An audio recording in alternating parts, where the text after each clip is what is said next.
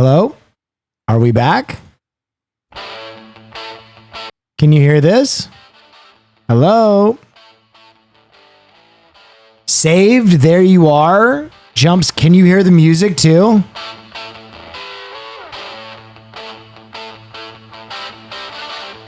Saved, we are back. Loud. All right, let me turn the volume down. That's so weird. It just, I didn't change any audio settings. I just restarted my computer. We're so back. Is the mic okay? Is it all fixed?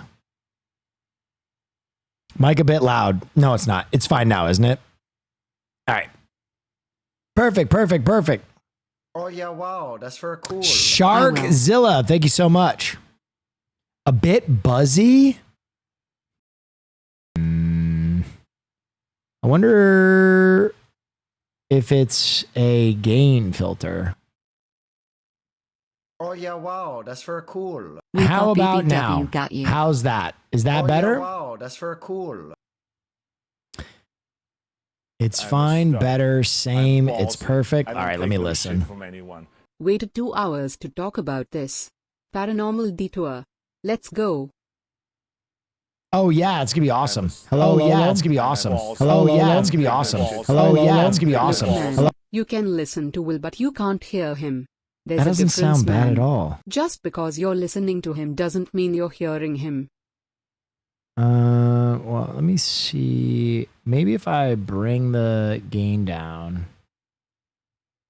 a little bit to 0 and then turn the limiter down. Hello? How's that? Better, better?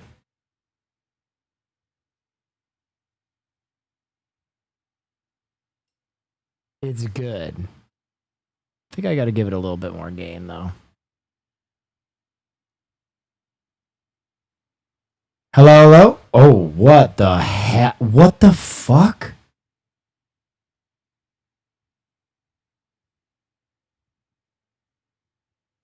What the fuck just happened? I didn't even...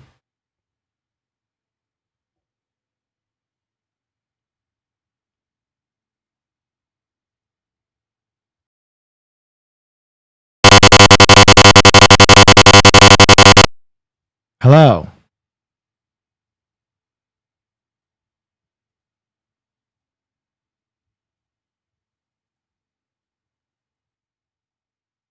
Hello?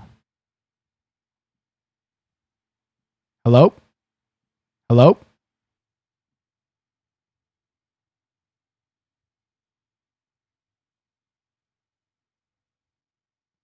Dude, I literally do not know what's going on with my mic. The settings keep changing. All right, that should be good now. All right, that should be good now. All right, perfect. Jesus Christ. That was so weird. Oh, yeah, wow. That's very cool. And you guys are still getting good desktop audio? This Crunch Wrap Supreme is looking a little wild at the moment. You guys can hear that? All right. I don't know why everything broke. I think it's probably the Starforge computer. Time to get a new one. All right, ladies and gentlemen, I am back from Joshua Tree. I am back. Will, who's your favorite female superhero? Power Girl. Big announcement. Yeah, let's take a look at this, guys. I'm doing something fun coming up. Check this out. They call it one of the most shocking cases in the funeral industry. Lives were mishandled, secrets were buried, and the history may still linger. The story even inspired the docuseries The Mortician. This will be our most unique adventure to date.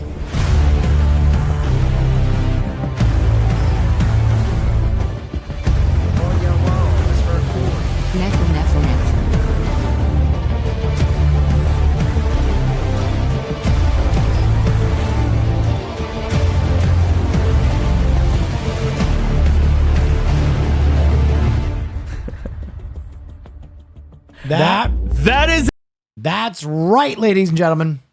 Detune and myself, we're doing a paranormal stream on the 19th. My schedule is going to be absolutely wackadoo.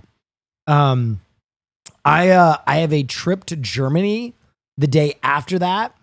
I am filming a untitled project with a one wubby before that. Gamescom in Germany. We're doing that. I think I'm doing a bodybuilding stream with Cyan and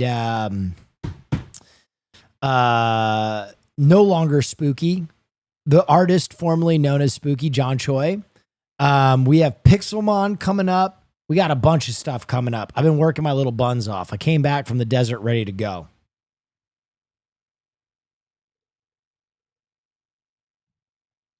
Tim and Eric. What clip is this?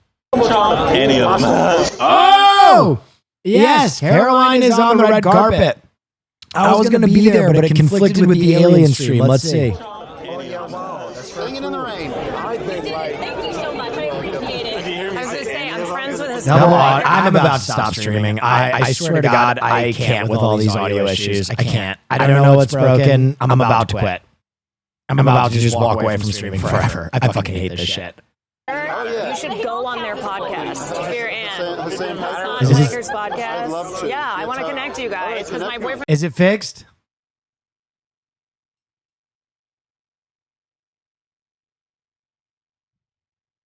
All right, there we go. is a huge fan too. He does the podcast as well. And I said, I was like, you guys need to have Tim on the podcast. God, if we had Tim and Eric on, that'd be incredible. Okay, I'll tell him I talked to you that you want to come on. Yes. Yeah, great. Yes. It's a spot, but I think you would be great on it.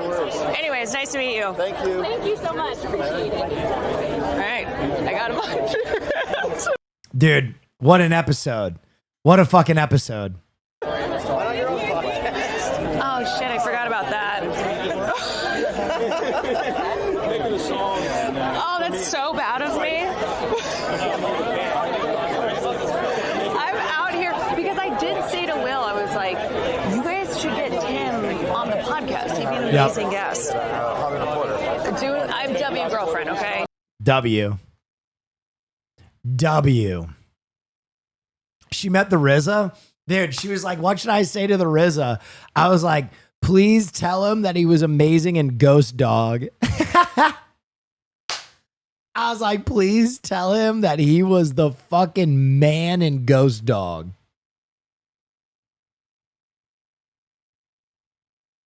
She did? Oh, that's so rad. W's all around. Just endless W's, really. Guys, I was out in the desert. I went on a spirit quest out in the desert. It was something. Oh, yeah, wow, I that's feel very refreshed, cool. renewed, W. recycled. Kenzie, thank you so much. I have a clip of her with the RZA. Yeah, please play that. Play that. Send me that. The paper? What the is this is this a new Office show? Hang on. And I'm Caroline with Twitch. Just want to say you both look great. First of all, I love your cameo in Ghost Dog. Oh, thank you. That was like my Are there, first time I know. Are there any other like deep Yes! Oh yeah, wow, that's very cool. Come for your Huge. paranormal detour. Chat, you guys know Ghost Dog. Chat, you know Ghost Dog. works of yours that you kind of look back on and, I don't know, feel proud of, or you go back to now that you are here at this point in your career? I love watching American Gangster because it was an unlikely casting. Fire Hazard, thank you so much. Everybody kind of thought, they cast me as a rapper, cast me as a gangster, and they cast me as a cop. And I had a chance to, to be the good guy when, people probably thought me as the bad guy. So it gave me a chance to really stress my acting, take classes, and take it serious. So every time I see that one, Dude, that is so cool. She met the RZA. She's living my dreams. This is fucked up. By the way, thanks for the hype train, guys. I appreciate you. Oh, by the way, we did a sponsored stream. So even though all we did in that sponsored stream was give away free stuff, let's give away some more free stuff, shall we? We're always giving away free stuff. You know what I mean? That's the method. Anytime I benefit, you guys benefit. Let's give away some free stuff right here. Let's give away some hot Saucingtons. Thank you for the hype train, by the way, guys. Wow, that's very cool. Really You look appreciate very you. healthy and renewed. The desert did you good. I am healthy and renewed. Will, did you ever react to this or have any interest in this project? Oh yeah, wow, that's very cool. Less than 3, less than 3, we'll less react to than that 3. in a second. We'll react to that in a second. Hang on, I think the hot sauce is going out now. Thank you for You were juicing my the hype favorite train. nerd.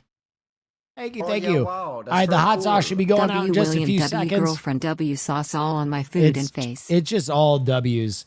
All right, here we go. Here is the trailer for the Office spinoff, and then we're going to watch the other story I got sent. Oh yeah, wow, that's very cool. Let me get that sauce. Let me get that sauce. Innovate sells products made out of paper, toilet tissue, toilet seat protectors, and local newspapers. And that is in order of quality. Here is one of my articles I'm particularly proud of. Wait, is it British again? I'm scrolling and I'm scrolling and I'm learning a lot. No, just that one character. While you're waiting like a factory line. My name. There are our winners. Buddha, Susie Emeralds, let's go. Mountain Drew, and the 1D puppy. Go to neffsauce.com/redeem to get your free hot sauce. My name is Ned Sampson. I am your new editor-in-chief. Have you read this paper? Uh-huh. How do you think it compares to any other paper? It sucks. But we are going to make it better. I hope it's not too disruptive to have me come in and sort of shake everything up. Oh, no, don't be so self-defecating. Welcome, volunteers, to your first staff meeting as reporters for the Toledo Truth Teller. How many of you have actually written for a paper before? I wrote a paper in junior high. Not quite the same thing. I've tweeted. You've tweeted? I'm in a group text. This is terrific. Let's show them how it's done. 7 highly motivated, tenacious Buckeyes are out there hunting for news. You'd be a fool to bet against that.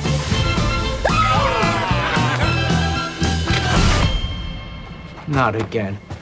I'm not agreeing to any of this. I will make this unusable. Use that. Oscar is the only returning member? That's so funny. I don't know. It looks cute. Looks cute. Okay. Dave Bautista is in final negotiations to play the villain in Amazon's MGM remake of the 1980s cult classic Highlander. Here we are, born to be kings. We're the princes of the universe. Dude, okay. I'm ready for that. I'm absolutely fucking geeked for that.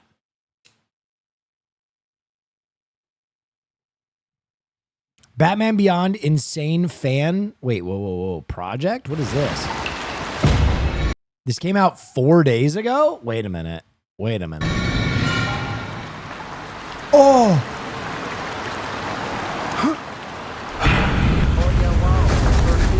Dude, I'm not kidding when I say that I literally just spent about 20 minutes just watching Alien Earth trailers and BTS before coming back to the stream.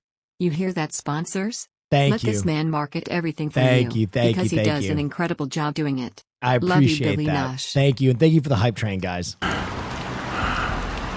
You know the idea is to be silent, right? Oh, come on. You are such a buzzkill. Just let me have some fun, will ya? This art style is sick. Anyway, just tell me about him again. Waylon Jones, a.k.a. Killer Croc. 6'5", 400 pounds. Jeez. Big He's about Hassan's size. boy. He has a skin condition that hardens his outer dermal layers into leather. He also filed his teeth down to points. He's extremely strong and faster than he appears. Do not get into the water with him. Dude, I love the art style. Keep the wildlife. Got it.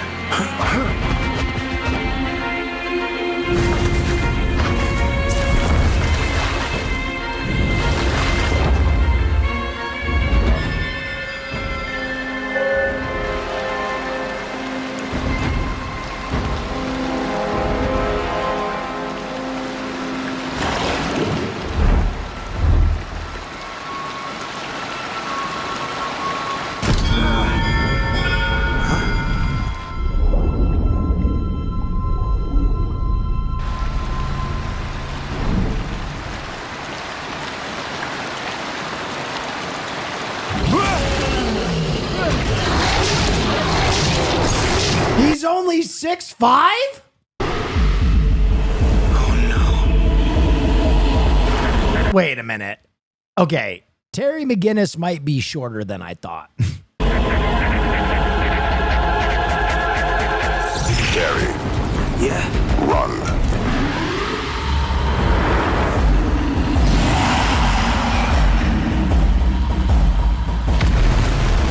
Six foot five, you said. 400 pounds, you said. Perhaps my files are a little outdated. How did he get so big? Years of swimming in toxic waste will turn anyone into a monster.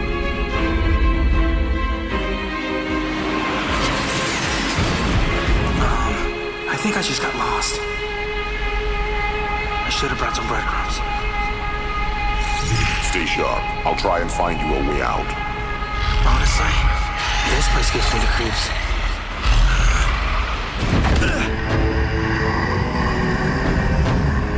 Oh, shit.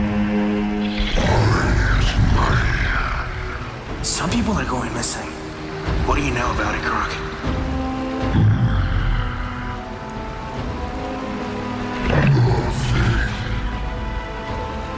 Come on, Waylon. You've got to know something.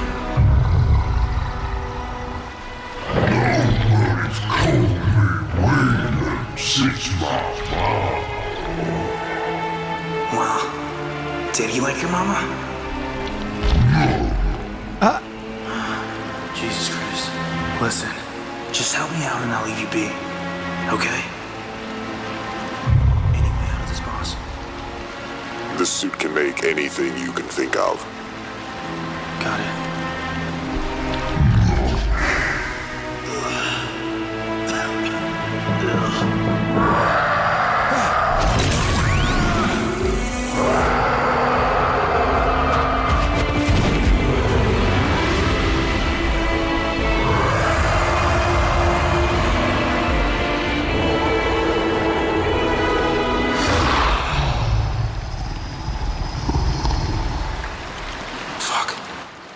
This is not good.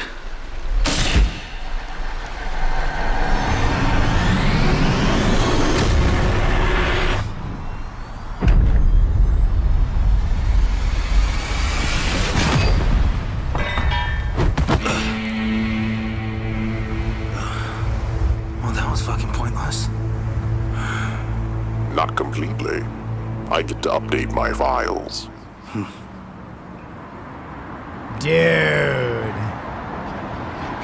Dude, for like a 5-man team, that was crazy. That for a 5-man team, that is crazy. From Connor SVX. That was tight. What the fuck is DC doing? I mean, DC's on top of it. Oh yeah, wow. DC's that's very cooking cool. right now. 49 damn time flies watching the king of late night. It really does. It really does. Guess I'm flying Delta now. Why is that? Crunchyroll has partnered with Delta to allow passengers to watch anime during flights on seatback screens. Will include 50,000 plus episodes and films. Mother of God. Mother of God.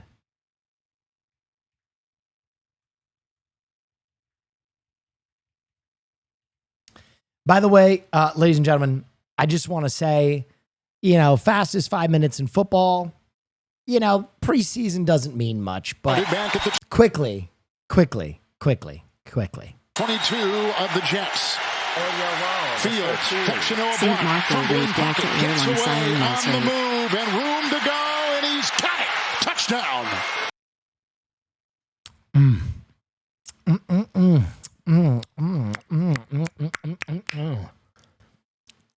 Nice. The Jets beat the shit out of Green Bay. Absolutely beat the shit out of them. It's only preseason, but I did not expect that. I did not expect that. You were right that Shadur Sanders has a chip on his shoulder. Oh, yeah. He looked great, too. Dude, the Patriots looked phenomenal. The Patriots beat the doors off the team they were playing. We missed out on some prime crime last night. Okay. Here's the moment we believe a suspect got away in a black sedan.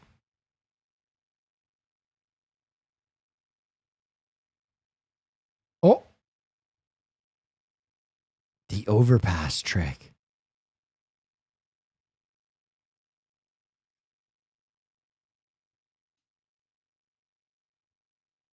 Oh, shit.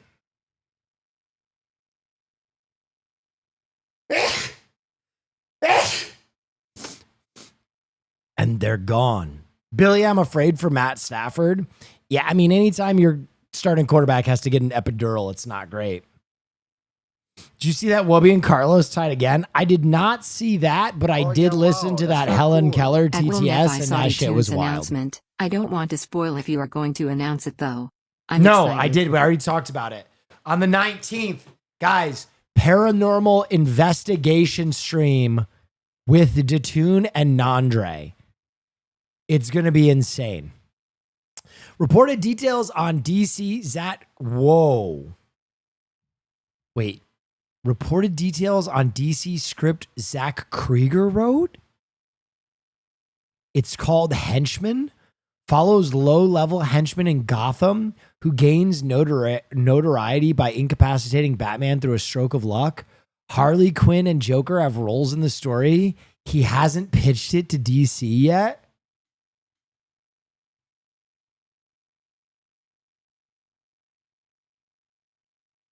Oh. By the way, ladies and gentlemen, quick review. We have so much stuff to catch up on. Quick review. Ladies and gentlemen, I saw the most anticipated film of the year before I went away on my Joshua Tree trip. That's right, I watched Weapons. This is a true story that happened in my town. So this one Wednesday is like a normal day for the whole school. One sec. But today was different. Every other class had all their kids. But Mrs. Gandy's room was totally empty. And do you know why? Because the night before, at 2:17 in the morning, every kid woke up, got out of bed, walked downstairs, and into the dark. And they never came back. All right, so little spoiler-free review because we do that with big, important movies. All right, if you haven't seen Barbarian, I love Barbarian. I'm so excited for Zach Krieger's career. He's been absolutely crushing it. And I was really excited for this movie. And ultimately, what I have to say is I think it is a really good movie, okay?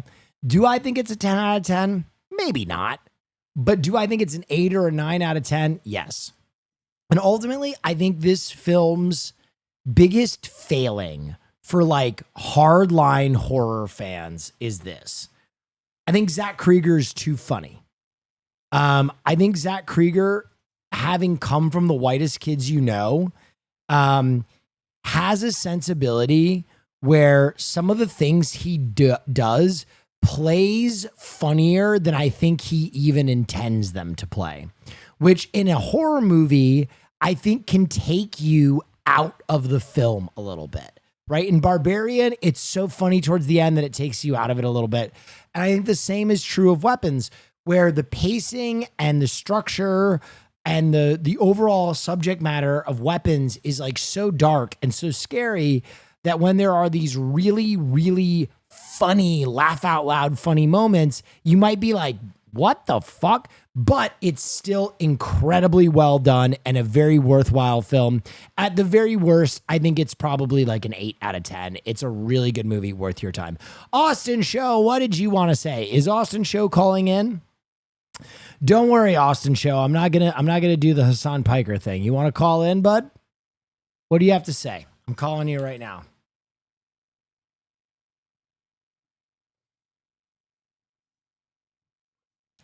We have Austin Show calling in right now. We have Austin. Oh my God, I didn't even know. I was just saying hello, but sure, I'll say hello on voice. We haven't done this in a while. Listen, everybody's worried about you because we know you've been calling Hassan Piker every morning to know of it. Yes. Yeah, no, he continues to let my calls go to voicemail, which is an absolute tragedy because just yesterday I tried to call him. I was trying to save a Turkish man from choking, and I knew he was Turkish. You couldn't do it. And I couldn't do it because Hassan didn't answer his phone and he died tragically, and it was awful.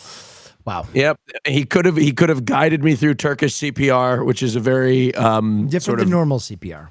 Very, very different. Very That's different. And everybody knows that. It's like those ice cream cones. You go to do the first chest depression and then you trick them. And yes. Yeah, exactly. Yeah. Exactly. How are you? I'm great. How are you? Good. I saw you just did Alien Earth. I'm doing that tomorrow. Oh, yes. Alien Earth was fantastic. I had a great time. The Claw. The Claw. Absolutely. Well, you're looking great. Your setup is fantastic. And all the people are talking because Christian called you out. What did he say? He said you were a hypochondriac, and when you drank nitro brew coffee instead of regular coffee, he was worried you're going to have a full-blown panic attack. Care to comment? I would love to comment. Christian and I went to go get coffee this morning. And it's a pain in the ass because when I tried to sneak out of bed because I needed to go to the gym. Okay. And Christian, I can just get up and go to the fucking gym. Now Christian's commenting in chat right now. Interesting addition to the conversation. He says Austin sounds so gay right now. It's crazy. This boy is glued to his phone and he sees everything. He's in a constant state of scroll. He can't stay away from that fucking thing. So I can't even escape him. Will. Every corner of the internet I try to hide in, he's finding me. TikTok, fucking Zoom, Google Voice. He's everywhere. Okay, so you are trying to sneak out of the bed to go to the gym, and what happens? He fucking shoots up and he's like, "Good morning." And I'm like, "Oh, fuck," because he's like a golden retriever and he's like so happy in the morning. And I'm like, "Please, I'm miserable and old. Would you please just give me a second to wake up?" And I shoot up and I'm like, he shoots up and he's like, "Are you ready to eat? Can we get coffee?" And I'm like, fuck, because if I was just going to the gym, I could just go to the gym and get it out of the fucking way and start my day. Yes. But he's got to eat and he's got to get coffee and he's got to get ready. And I'm like, fuck, it just added an extra hour. So anyway, so pain in the ass, but whatever, it's what you do for the ones you love. So we go get coffee. I order an iced vanilla latte. With one shot, right? Okay. Yes. And then he orders something. I tune out because I'm embarrassed usually because he is not paying attention, and the barista is like, "Hello, you usually should come and be prepared when you order." So he's like, sorry. And then he says this out loud. He goes, "LOL," and I'm like, "Oh, I got to go to the bathroom. I got to leave. Here's my credit card." And so he orders his coffee. It was like, I'm noticing that you are firing shots across Christian's bow right now. Well, he'll go live and he'll fire shots back. It'll be cool. Okay. So he orders a like quadruple shot almond milk latte, 16 ounce with like a splash of vanilla or something. Right. And I didn't know that he ordered vanilla. So they call me, they put out the coffees. Austin, your order's ready. Okay, I'm great. So I slide down the little sleeve to check to see which was which. And I see vanilla and I immediately swish it around and say, this is mine, this is yours. Well, I take a sip and I'm like, man, this tastes like shit. It just tastes like straight like black coffee. I was like, this is a lot of coffee. I was like, they must have not put any vanilla in this. And then the next thing I said, let's go. I don't know why, but I was feeling so happy. You said, I think I have ants under my skin. No, not yet. You know, when I drink coffee, I don't know if anybody shares this experience, Will. When I drink coffee, I'm immediately like on top of the fucking world. I'm like, I want to go on a cruise. I want to go on vacation. Let's go to the Bahamas. Let's rent a yacht. Like everything. It's like, I want to do it all. Let's do a show. Name your price on tour. Let's do it all. Right. I'm on top of it. Right. I'm so excited. I'm so happy. Right. And I realized that this happiness came after like one sip. Right. Okay. And that should have been my first fucking red flag, because usually it doesn't come until halfway through the coffee, but this quadruple shot really got into my veins.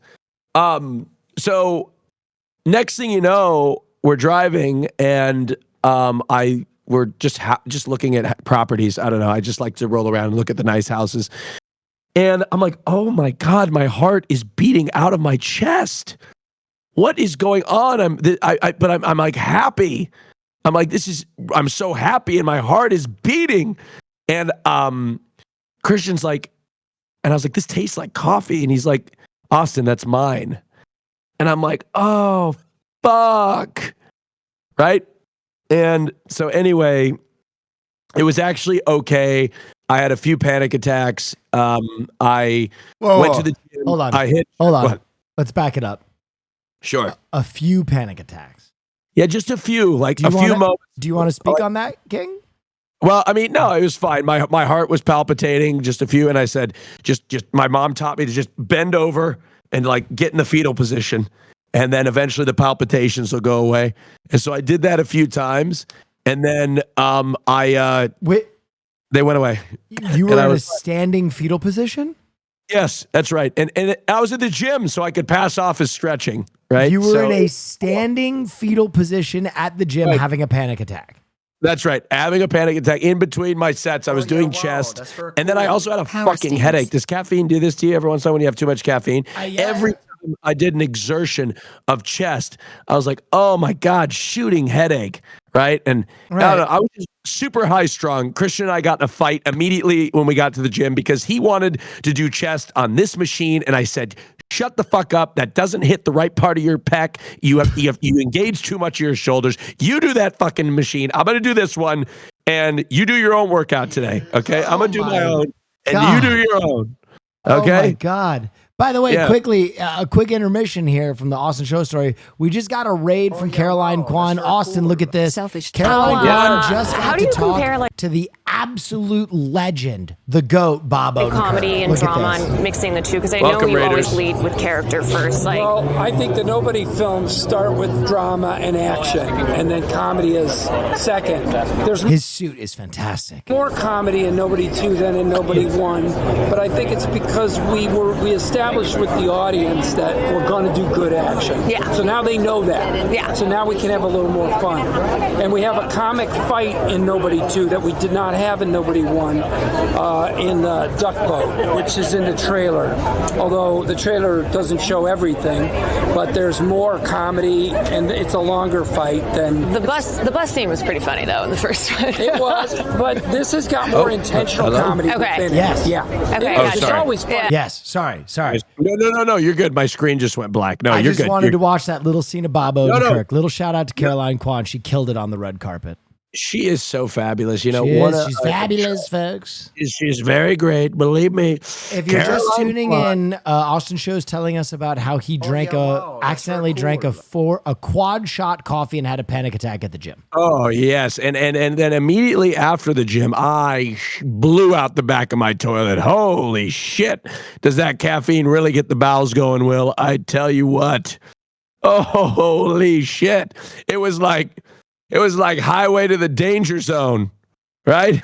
Did you have a phantom flush afterward? No, I flush multiple. One of my biggest fears is somebody smelling my shit. So I am immediately I learned the moment I learned about the courtesy flush, because I had heard that term, and I've been utilizing. I flush after every. I probably flushed like 5 or 6 times. It really not good for the environment. That's not true. You flush 5 or 6 times a poop? Maybe not 5 or 6, probably 3 to 4. But you know, it's just, you know, you can't risk it. You can't risk it. I don't want anybody to smell it. And I don't know. It's just embarrassing. I don't know why. Maybe I should see a psychiatrist to determine the source of that trauma. Yeah. There's a drought. Fuck. Yeah, there's been a drought for forever. In Los Angeles. Yeah. Anything else going on in your life, Austin Show? You know, I'm going to upstate New York this weekend. Okay. I'll probably be missing the Fear and podcast as a result, but that's okay. We have the show family reunion. Wait, the show family reunion? Yes. Oh! I thought there was a sitcom called The Family Reunion. No, I just no, your family. Yeah, no, I'm going to my family. I haven't seen him in 10 years, and I'm heading out there. And it should be a quick turn. But you know, I'm a streamer now, Will. Yes, I know. I'm a streamer, and it's tough out there. I'm learning how to sit there in front of my computer and talk alone to myself. Yeah, which is, you know, I've been starting to stream. Not even on Hoscourt. I started streaming on Austin Show. Wow. Eventually, the algorithm will start telling you guys this, but I don't know what the fuck happened to the Twitch algorithm. I used to be able to stream once every 2 weeks, and it put me to the top, but now it shoves me down at the bottom because they reward people for being consistent or some shit like that. I don't know. You somehow sound like Donald Trump without meaning to sound like Donald Trump. I mean, I don't know what they're streaming, doing. learning to talk by myself. I used to be able to go live, but I don't know what Twitch is doing. I really don't know. I have to really try. It's terrible. They really, I should be getting more views, but for some reason, the algorithm, it's rigged. It's rigged. They're pushing me down. They really shouldn't be, but they are. Yes. They really are. Your Trump is getting better. Yeah, no, but it's fun. I really enjoy streaming, and I really feel like I'm building something, Will. I feel like I'm building something, and right. I know it's going to take some time, and I'm going to find my groove. I'm going to do some fun stuff, and I can collab. Failing Twitch. Twitch. That's right. They really suck. They really do. They're gonna need unfortunately, that Hassan Piker. That's right. We're gonna have to go to China. He's going to China. We're all going to China. In fact, especially Caroline Kwan. That's right, Caroline Kwan. We're all going to China in November because of you and I. Right? Yes. Because of you and I. So are you going to TwitchCon? I don't know. Are you going to TwitchCon? I'm doing a lot of things at TwitchCon. Oh, really? See, I'm trying to get in to Twitch. Like, I don't know what I'm trying to. I'm open for business, and I want to do stuff. And I keep telling them I want to do stuff at TwitchCon. It's our first year not doing Name Your Price, and they don't. Nobody puts me on stuff. Throw me on a panel. You know, I'll do whatever. You know, get me in there. I want to be working. I'm open for business. I think I'm doing a 151 cosplay if you want to join that. What is that? What is that? All 151 characters from the original Pokemon. Holy shit. I don't know. Yeah, I'll do it. Fuck it. I don't know what I'm doing, but I mean, honestly, I don't know. I don't know. I can't tell you no, Will. You asked me to do something, I'll just do it. Okay. Will this be your first cosplay? I've never done a cosplay before, no. You never done a cosplay? Never done one. I want to do drag eventually. I mean, we're going to do the drag show eventually one of these days. You know, I'm kind of like with streaming, I know this sounds weird, but I'm punishing myself. How so? I'm like, Austin, you cannot collab until you fucking sit there and you stream alone, you son of a bitch. Like, you know what I mean? You little fucking piece of shit. You always collab, and that's all you fucking do. Learn how to stream alone. Someone in chat asked, is Name Your Price dead? No, absolutely not. But in order for Name Your Price to live and thrive, I have to learn how to stream on my own, because not every day people want to collab. No. My dream, and I don't know if it's your dream, Will, but it is my dream. Maybe we share the dream, is we want to bring Name Your Price back, but we got to do it right. That's correct. We got to do it right. And I think it's the best thing that I've ever worked on. Are you still on the quad shot right now? You sound very energetic. No, I'm good. I mean, I just got, when the camera's on, I'm on. Yeah, for sure. So yeah, I want to do, people love Name Your Price. People are already asking us to come to their country or state. Somebody just said, come to Toronto. Yes. Right? We got to do it. I'm ready. See, Will, you're the only one on Fear Ann that I think would tour with me. That is true. Like, Cutie won't get on a plane, and Hassan is strapped to that chair. Yep. Doing politics, which is strapped. Noble cause. But yeah. Wow, that's for a cool. Oh, Marsh said he was touring. Okay, even though he's blowing me off for Germany, he's not going to Germany with me, folks. He's not going to. When are you going to Germany? I'm going to Germany on the 20th. Oh, 9 days from now. Oh my gosh! What are you doing in Germany? Gamescom. Wow, that's going to be fun. Yeah, that is going to be a fabulous time. Oh yes. Well, Will, I want to leave you to your stream. All right. Because I don't want to take too much of your time. But when I'm done beating the shit out of myself and punishing myself for not being a solo streamer, I want to collab. I want to do a Will Neff Austin show collab, whatever that means. And I sound like I'm so old. Listen. I really am. Help me. You have somehow found the fountain of youth. Eat healthy. I do. Work out hard. I do that too. Do drugs. Okay, the drug part is something that I can add to my portfolio. There you go. But I don't know if I can handle the one that makes you feel like coffee, because if it's like they all make you feel like coffee if you do enough of them. Austin show, everybody. Take care. Bye, everybody. Austin show. All right, next up on the Will Neff broadcast, we have Mauricio Miranda. Mauricio Miranda's calling in right now. Let's see what he has to say. Calling Mauricio Miranda. Next up on the Will Neff broadcast. What if I wasn't at my computer? Here we go. Mauricio Miranda, you're on the air. What's up with you, bud? Yeah, so I was just wondering. Yeah.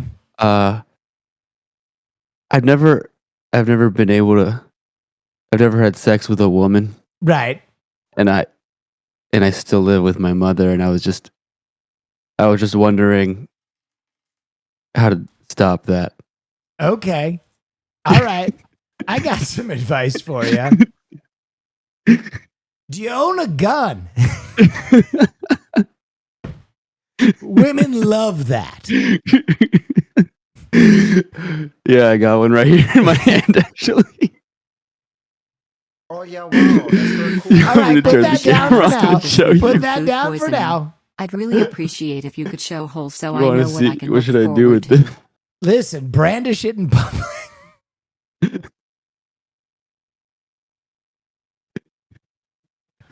I'm so sorry. Oh my God, ladies and gentlemen. He's brandishing a gun right now. You can't see this. This is really fantastic. A tier 1 sub to sex worker. Marsh, They what's have given new? 48 Why are you good calling subs in? in the channel. They call you. Why are you calling in, Marsh? What can I help you with today? Genuinely didn't call you. I was just chilling watching the stream, man. Okay. And what's your question for me? I don't know, man. I don't know. I'm pretty good. I'm pretty happy. I kind of have it all figured out. I'm kind of at the top of my game right now. Okay. You got anything? You got anything for me? No, I guess you just called to flex on us today on the Will Neff broadcast. Yeah. This Watch guy the new wants episode of Fear nothing. End, guys. Came out today. Oh, how's the new episode performing? Not great. So go watch it. There you go. So maybe that's something you could ask about. Maybe that's something we can work on. Yeah. Okay. How do we get these numbers up? How do we get our money up, not our funny up? I think we need to go back to our roots. Porn star guests. So get more guests and get rid of Austin Show and Cutie Cinderella. I mean, some say it is so. Yeah. Some say it is so. Let's go back to our roots. Get Tony Hawk on. Oh, not that far back. Man, okay. Not that far. That's too deep a route. That's too deep a route. We should have more guests, though. Yep. We got to pump up those numbers. Who should we get on? Bill Burr. Bill Burr would be a good one. Yeah. Bob Odenkirk.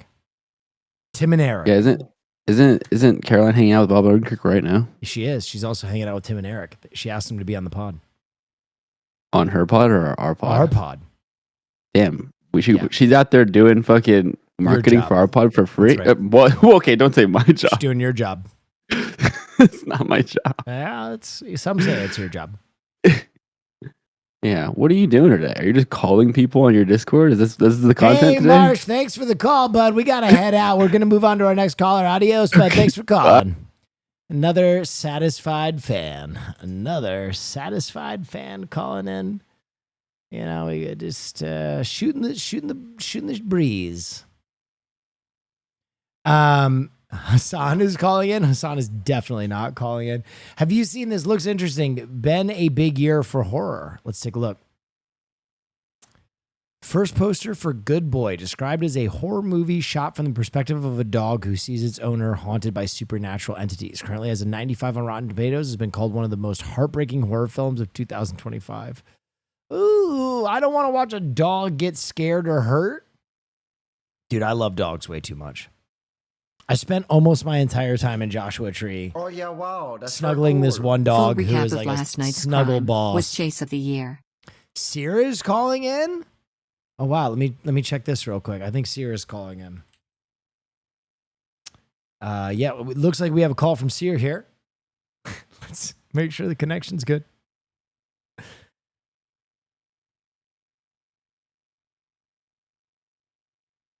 Oh, I think he's on our waiting line right now.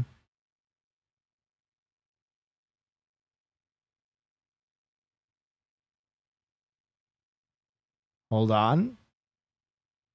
Hello? Hey, Seir, thanks for calling in. You're on the Will Neff broadcast. What can I help you with tonight? Gugging it up, sucking it up, fucking it up. He's crying. All right. Do you have a question for us?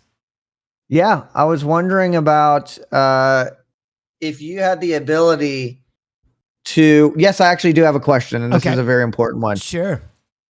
Is Pluto jealous of Goofy? Because Goofy can walk on 2 legs, doesn't have to walk on all 4 legs, can have a job, a family, kids.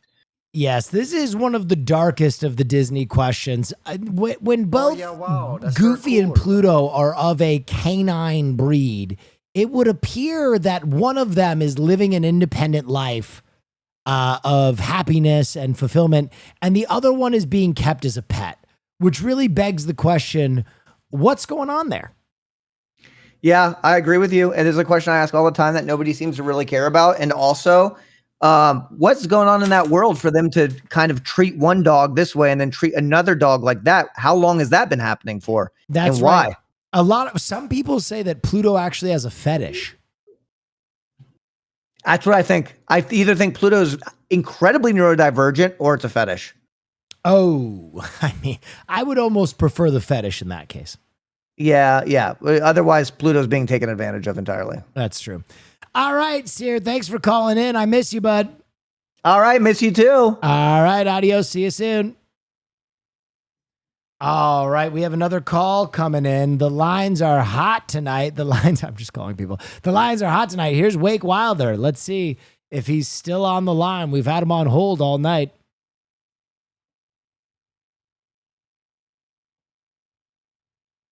The lines are hot tonight.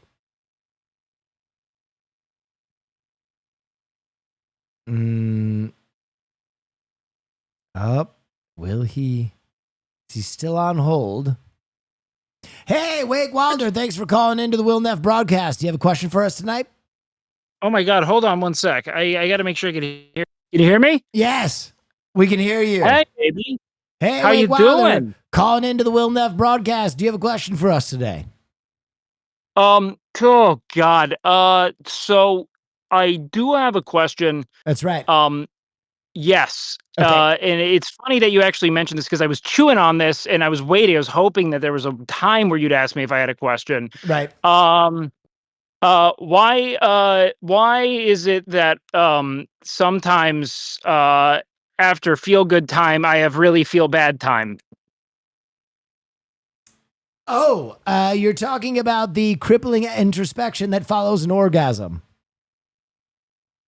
I was never allowed to use those words, but I think that's close. Yes, post-nut clarity. I think when your body fulfills its evolutionary imperative, all that you're left with is your real and authentic thoughts. And oftentimes those can be dark and horrible. Oh, so that's not me dealing with a sadness that I wasn't that's my real experience of life. It exists on the other side of that threshold. Yes. It's a dark place there.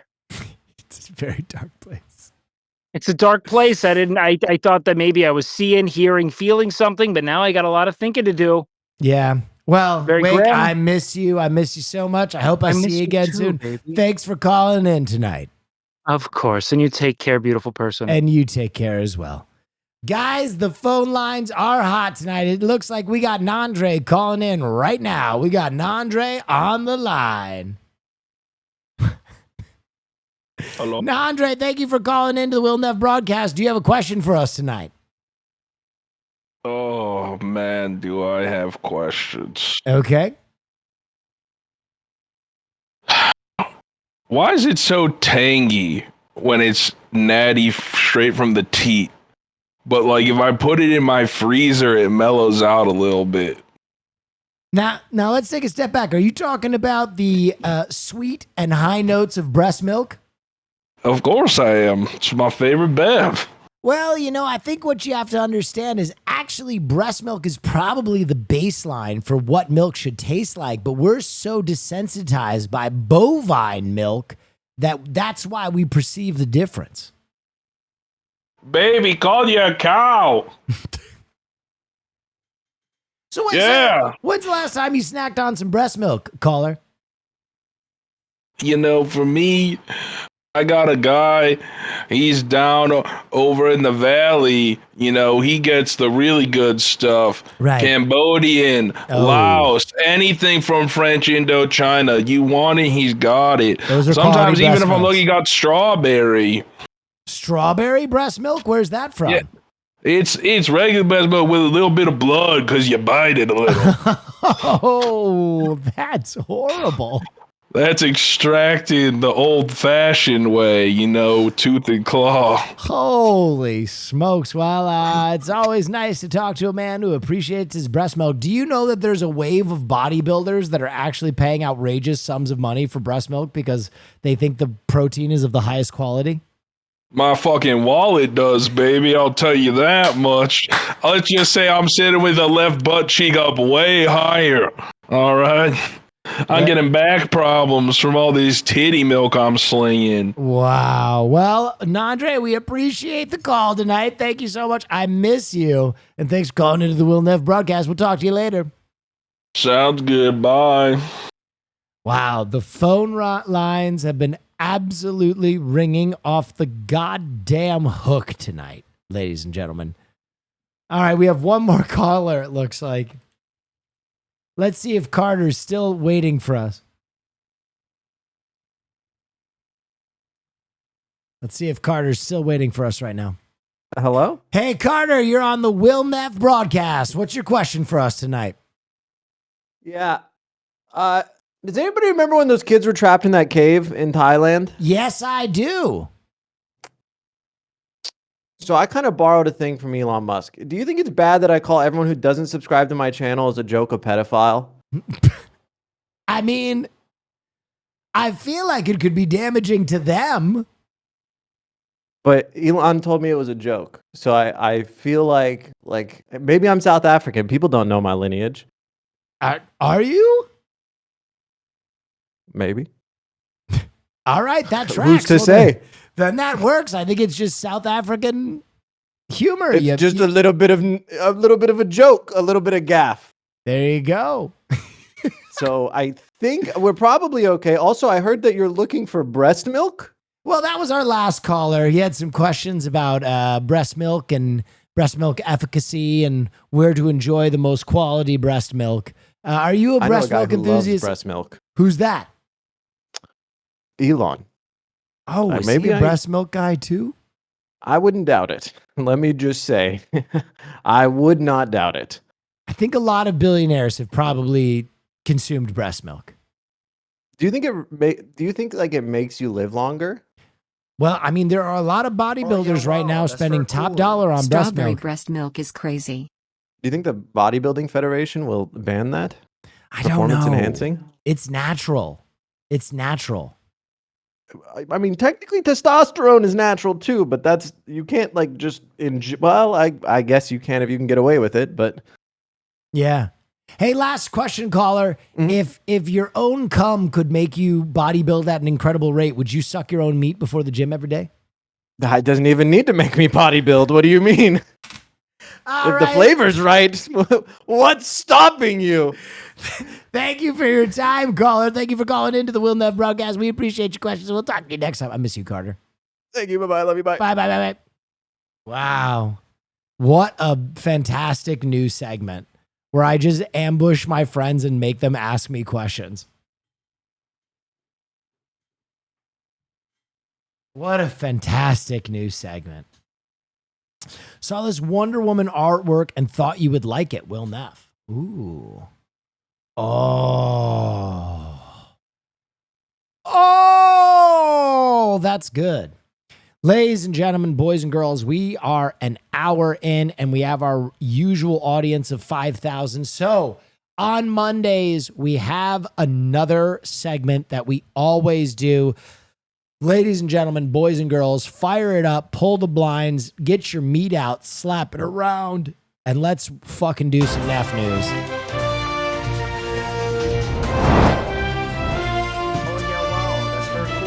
Had a shit day. Thanks for the laughs.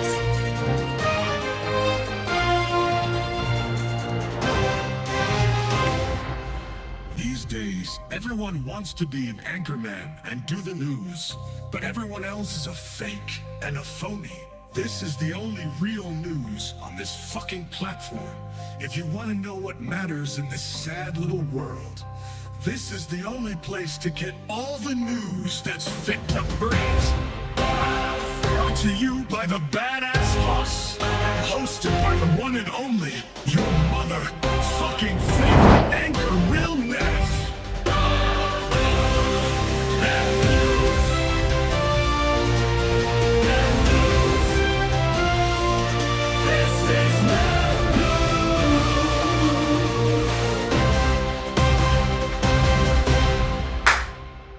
That's right, ladies and gentlemen. It's Neff News. God, the stream is moving like a Swiss watch. Ladies and gentlemen, boys and girls, tonight we're going to do something different. Usually we go in the regular order of stories, but ladies and gentlemen, boys and girls, we're going to do something real special tonight. We're going to start with crime and danger because I think those are the best stories of the evening, and I want to start with that good shit. Not going to finish the weapons review. That was the weapons review I'm going to give for now. I wanted to give a spoiler-free weapons review. I will talk more about weapons when more people have seen it, but it's only been out for one weekend. All right, so first story. Haas said no. Haas is going to have to deal with it because I want to do crime and danger. I want some crime. I can't do animals right now. I can't do an hour of animals and then world records. I got to get to the crime. Ladies and gentlemen, first story, hero I felt the plumber. stings in my neck, my head, all over my body, but I just wanted to save her. A terrifying ordeal in Santee where a woman is recovering tonight after being swarmed and stung more than 100 times by a massive cloud of bees. What? Good evening and thank you for joining us. I'm Carlo Cicchetto. In the middle of the chaos, a plumber jumped into action, putting himself in danger to save her. CBS 8's Brian White has the story. Yeah, what started out as a routine day here in Santee took a terrifying turn as this woman was attacked by a swarm of bees, and the whole thing was caught on video. We just saw two people. One of them had a bug spray, and they were spraying a bunch of, trying to get the bees off, and me and my partner. Dude, the shoeless can of raid technique indiscriminately is crazy. And we're like, what's going on? Right after he left a plumbing job, Diosdado Senroque spotted a woman covered in bees. I realized that the elderly lady had Oh my God, there are bees all over her. a bunch of bees right on her side of her face. Once I approached her, she spoke to me in Spanish, telling me that she's about to pass out. And right then she fell. He caught her right before she hit the ground. With bees swarming around them, he pulled her across the street. It was just natural instincts. I seen an elderly lady. I know Oh someone's my mother, God. grandmother, and I wanted to help. Look at that bee defense technique. His partner quickly grabbed a fire extinguisher, blasting away the Fire bees extinguisher? What is this technique? as Diosdado shielded the woman. I felt the stings in my neck, my head, all over my body, but I just wanted to save her. They rushed back to their van, but the bees followed. What? Why are these bees so angry? That's when they got into our cabin, and you can see in the videos, I'm going crazy because it was a swarm of bees. Paramedics arrived within minutes. The woman named Juana, who had been napping outside near a tree when the swarm landed, was stung over 100 times. She was rushed to the hospital. I'm just glad I was out there at the right time and, right place and help them out, and family's happy, and Dude, I just that's feel crazy. like, I did the right thing. Bee experts say swarms like this are common in summer, and stings release pheromones that can trigger more aggression. If you're ever swarmed, they say to run, get inside a car or building, and cover your face. We're told Juana is still recovering tonight, and doctors say she's expected to be out of the hospital soon, thanks in no small part to the bravery of a total stranger. In Santee, Brian White, CBS 8. Wow, quick thinking to blast those bees with a fire hydrant. I would have never thought of that. All right, next story. Left behind by a cruise ship during a tsunami. Oh, fuck. An Illinois family says tsunami warnings triggered by an 8.8 magnitude earthquake off the coast of Russia turned their family vacation upside down. Today, they spoke with 5 on Your Side's Holden Kurwicki about their experience of being stranded in Hawaii. Well, Kelly and Ann, to most of us, being stuck on a Hawaiian island really doesn't sound too bad. However, Jeff Endries told me today that as people rushed for higher ground, his family could only watch as their cruise ship left them standing on the shore. When Jeff Endries booked a week-long cruise of Hawaii with his family, he knew it would be the trip of a lifetime. We were expecting it to be a very memorable trip, making good memories, and unexpectedly, we definitely got a memory we will never forget. The Endries family was touring the volcanoes near Hilo when the Hawaiian Islands were placed under a tsunami warning. Well, the driver said he would get us back to the ship on time. At that time, we didn't even have an idea of what time the ship was leaving. The group rushed back to... I'm going to be honest. I would not get back on a boat during a tsunami warning. That would not be my modus operandi. I would be trying to get inland. Port where they couldn't believe what they were seeing. So there were hundreds and hundreds of people standing there watching the ship sail away. Very disorganized there, of course. Lots of kids crying.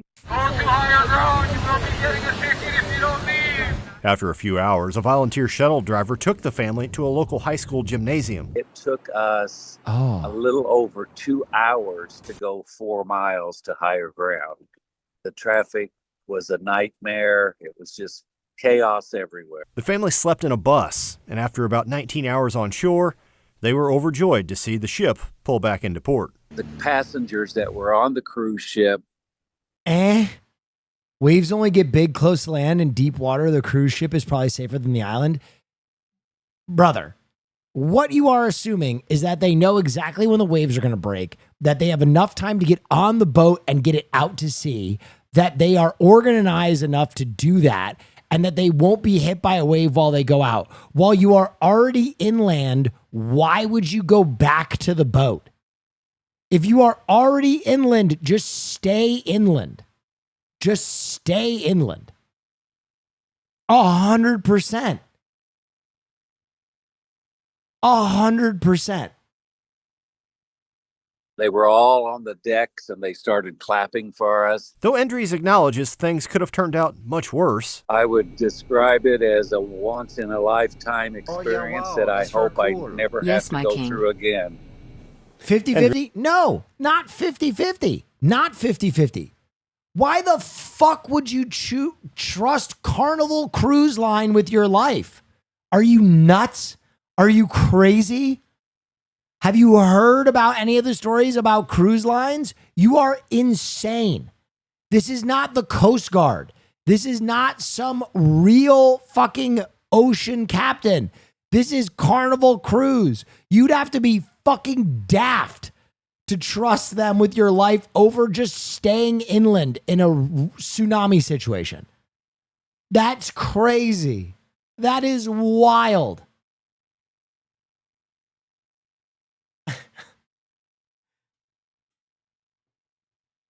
That is crazy.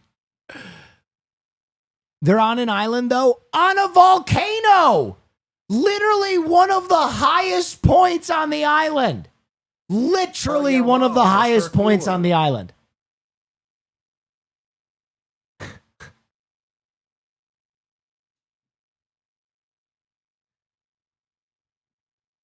I guess we just have an opinion, a difference of opinion on this one. I guess we're just gonna have a difference of opinion on this.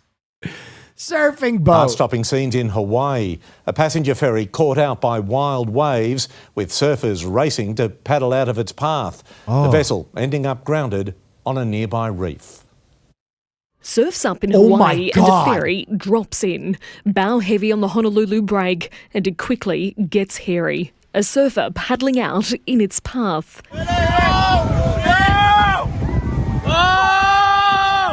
But the 15-metre vessel holds its own, riding one of the island's most popular breaks, running aground on a nearby reef. Boat stuck. Tried to shoot the channel. The boat, operated by Atlantis Adventures, is used to transport guests to and from a local dive site. No guests hanging 10 on this trip, just 2 crew members holding on as the ferry carved the unusually high surf. I'm just really grateful that nobody was hurt, any of the surfers out in the water. Hopefully they didn't cause damage to the reef. The US Coast Guard called in as tourists took in the shoreline spectacle. I've done a lot of sailing in my life and I feel sorry for the guy. A memorable day out on the waves that at least the surfers won't be wanting to repeat anytime soon. Madison Scott. Wow. Wow. That would freak me. A surfing boat would freak me out. Marriage proposal goes bad. Oh, God, yes. It's safe to say that this marriage proposal didn't go as planned. No! Turkish media reports the cell phone video was taken to document this man's sky-high proposal. The woman he proposed to was reportedly on the plane, and he made his request via walkie-talkie.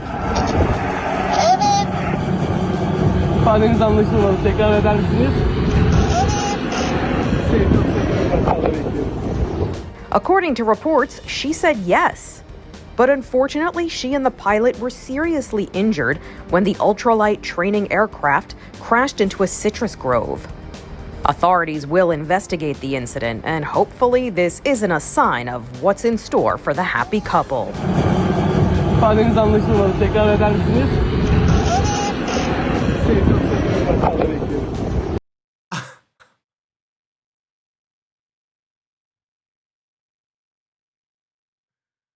Buddy, I think she's gonna fucking leave you.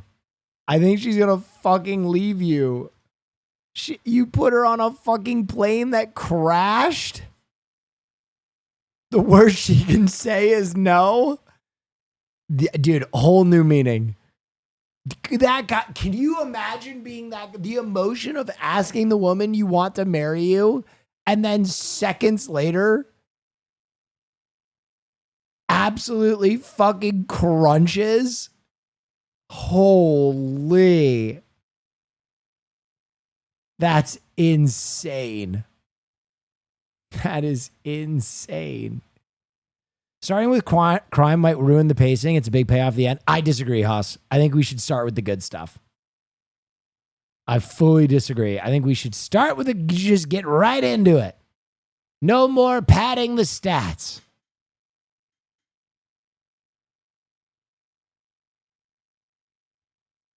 But all right, we'll do some animals in nature. Swimming bear. Of course, everything, trying to stay cool over the weekend, including this guy right here. Check out this bear. Took a little dip at a swimming pool at a home in Newington. And we want to thank Teresa for sharing this video with us. Looking so very cute. cool. Looks yeah. like a jazzercise class happening. Hey, look at me. Good Look at treading, burning some cows. These videos. I know. That's awesome. Really good swimming, too. I know. We're going to get out, have a little... I mean, I just watched a marriage proposal end in a plane crash. I don't know if I can go back to bears now. Tiny goat. This goat definitely rules the sanctuary. Okay, now this is something I can get into, though. When he gets the zoomies, he will just run across the floor and you could just hear his little hooves. And he just wants all the attention to himself. He'll follow us everywhere. He'll jump on our laps. So we set up these little playgrounds for him to jump on. I would say he's the boss of us. He's got everyone wrapped around his little hoof. Aw, goated. In March of 2025, a sanctuary called and they told us about a young goat that she had broken ribs and that she was pregnant. So it was really difficult to see her in that condition. Relatively short still. We were okay to take her on as our new rescue, but we knew she had a long road ahead of her. She struggled to walk and get to her food and water. So we weren't sure if there would be any issues with the baby. And we didn't actually know when she would go into labor. On the morning of May 5th, she was making sounds that we haven't heard yet. I don't know how. I feel like that was my instinct. No, it's a lot faster. Nothing else matters to me. No, I forgot what I was saying. And we knew that it was time and that it was happening. Oh. Once we saw his little hooves coming out and his face, there were a lot of tears and happiness.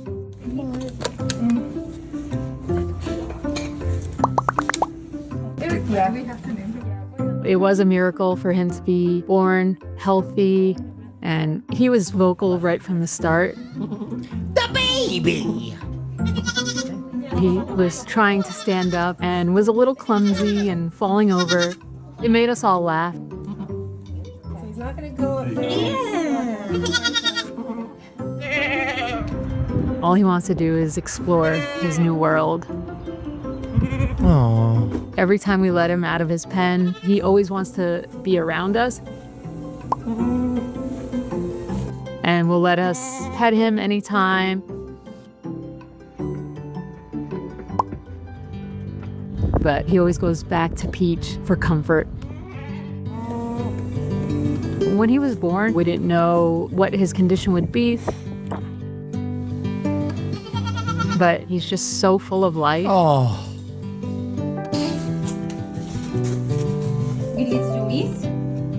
I would like to think that he thinks we're all his friends and family. That's delicious. And I can't wait to see him grow up.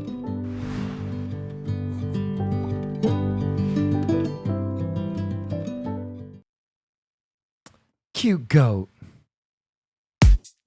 Cute little goat. Rare new ancient shark species discovered. A new species. Oh, I love sharks. I bet this thing is going to look rad. Of ancient shark has been discovered deep below Mammoth Cave National Park. Name McCadden. What the fuck is that? That looks like shit. What the fuck? That was a derpy ass shark. Why did what it has like what the fuck is it? What the fuck is this? Olsani, the fossil dates back over 335 million years, back to a time when the cave was covered by a shallow sea. The tiny shark, he's quite the looker, isn't he? Less than a foot long, used those curved teeth to crush mollusks and worms. It's one of more than 40 shark species found in the park. Welcome back, Will Neff. It's good to be back. Over the last 10 months. It's a shark. Scientists say the find offers new insights into ancient marine life and highlights the importance of protecting our paleontological history. Wow. A shark. All right, next story, 20-foot long python on the loose. Now, this is what we're talking about. Residents in this building were unsure how to handle this situation. A 20-foot long python was just hanging out on the dumpster where everyone threw their trash. You'd grab it by the neck. KCBS reports that when they couldn't reach Los Angeles Animal Control Services, they called this guy, known as the reptile hunter. When they couldn't reach LA Wildlife Protection, they called this guy, who has a mullet, so he was qualified. She was frightened, as you can imagine. There's a lot of people there. She's just been in this weird situation, so she... He took an interview from a surfboard? That is crazy. This guy rules. She was really... Thank you for the subscriptione. Stressed out. Joseph Hart says he knew he had to be careful with this animal. Pythons are strong and heavy. He said he didn't want to distress the snake. Needed to move the dumpster and then get her off and put her on my body. So yeah, that's just good old-fashioned animal wrangling is how I got her out of the dumpster. Hart, who also says he's a conservationist and educator, then taught the residents a little bit about their lengthy visitor. He says the python was experiencing some health issues and would need help to recover. For Ringside Edition... That guy is the coolest man in America. Saves people from Python, saves Python, goes surfing while he does an interview. Incredible. All right. AI trampoline animal videos are taking over. What? For what? Not her. Did you also think that those very cute, very fake bunnies were very real? Yeah. So did I, which is even more embarrassing because as a Dodo video producer, I'm Danky Duck 23. Thank you so much. Professional animal video watcher, animal video maker. Over the past few weeks, AI-generated animal videos have been everywhere. It's honestly easy to see why. They tap into something we all love. Animals showing agency, showing curiosity, emotional depth, but they are not real. Let's go over how Did you see weapons? I did. You know that this video is AI generated and how we can tell other animal videos are AI generated. So the bunnies start off strong. Right here, you can see a phantom bunny ear. That bunny ear doesn't belong to anyone. It's just hanging out in the distance. But the real telltale sign is this right here. Is these coordinated rabbits jumping on a fucking trampoline. Where's this bunny going? I don't know. Nobody knows. Disappearing animals is a classic sign of an AI-generated video. Like in this one.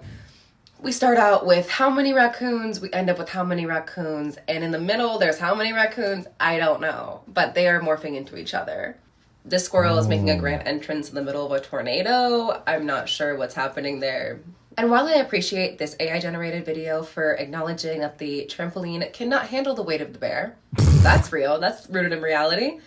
The trampoline grows itself back, okay? And honestly, out of context, this video would probably get me. Especially as these AI videos are gonna get better and better. It's important to think about the capability of wild animals. Quadrupeds, or animals that walk on all fours, actually have a pretty hard time jumping over and over again. That's not what their bodies are made for. The beloved bunnies from our first clip. Wow. Dude. AI trampoline animals. Jesus Christ. Okay, next story. Octopus encounter. You guys know I love octopi. I fucking love octopi. Cinematic moment captured by a unique subject. It came out and fully took over my camera. The giant Pacific octopus playing director. The results, spectacular. So it gave us this nice inside view of all of its suckers under its arms. And it was even kind enough to turn it off after 3 minutes of filming. The polite mollusk captivated videographers John Roney and Chris Mullen during a diving session Monday in Nanoose Bay. It was just touching, feeling, exploring. It was just this really incredible moment that even with all the dives between us we've had, quite had one like that. We struck gold because we got literally the best octopus encounter you could actually hope for. Once the octopus finished exploring the camera, it moved on to Mullen. Leapt over and actually gave him a full hug. There's this great moment where it reached out and it was Oh, wow, just palming his face. touching his mask. The duo say they gave the curious cephalopod space, but believe it wanted to engage with them. The octopus is just really unique in that aspect, where it's this incredibly intelligent mollusk that's coming out and you can see that that's got a higher level of intelligence than a lot of the other animals around it. It's not the first time Roney has had a unique underwater encounter. In January, he met a group of inquisitive sea lions. We just really lucked out to have them want to play with us for a while. One UBC Do you think octopus are aliens? No. professor says, But I do think they deserve to inherit the earth. Scientists have only recently accepted how these behaviors mimic ours. Most animals, especially the complex ones, have something that resembles our sentience, our agency, and our will to do things and to interact with the world. Both Mullen and Roney say the experience left them speechless and in awe of the wildlife in this corner of the province. Isabella Zavarisi, CTV News. Newsday, let's go. You're goddamn right, it's Newsday. Thank you so much for the subscriptione. Next story, watch out for Cecil the Seagull.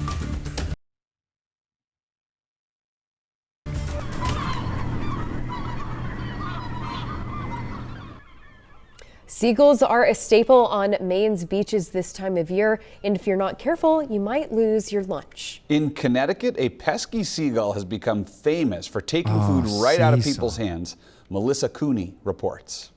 Does not give up. As long as he puts his mind to it, he can eat anything on the beach at this point. There's a thief flying around Waterford Beach Park. The seagull came, flew that way, took the cookie. He has a yellow beak, beady eyes, and the determination of someone who hasn't eaten in years. That I'm eating my cookie under my cover-up because it will steal my cookie. But really, it's obvious he hasn't missed a meal in a while.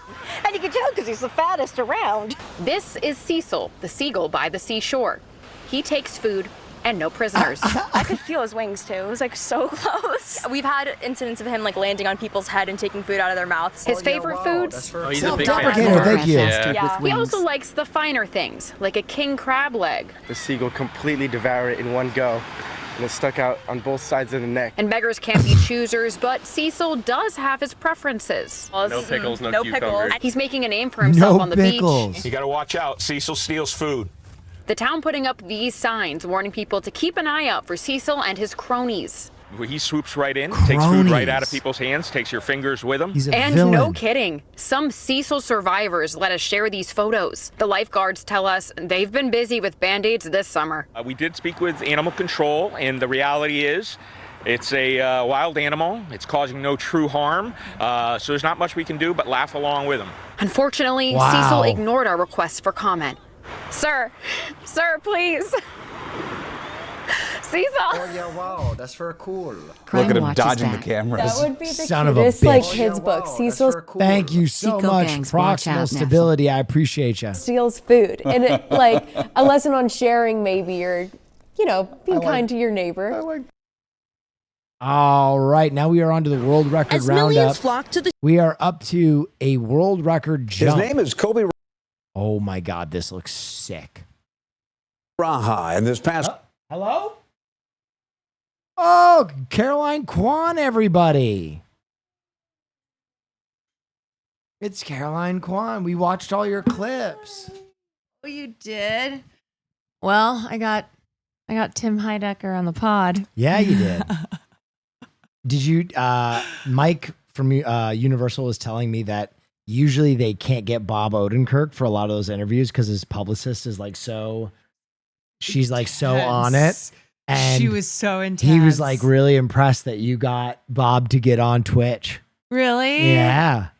I kept making eye contact with him. I learned a lot. It was a Circus McGurkus? It was a Circus McGurkus. I was next to the letterboxed people, which was really fun. I already have been reported back that you did a fantastic job. Really? It was overwhelming. So I hope that. Why didn't you stay for the movie?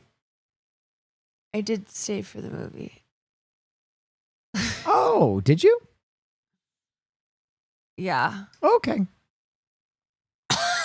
Quick one. I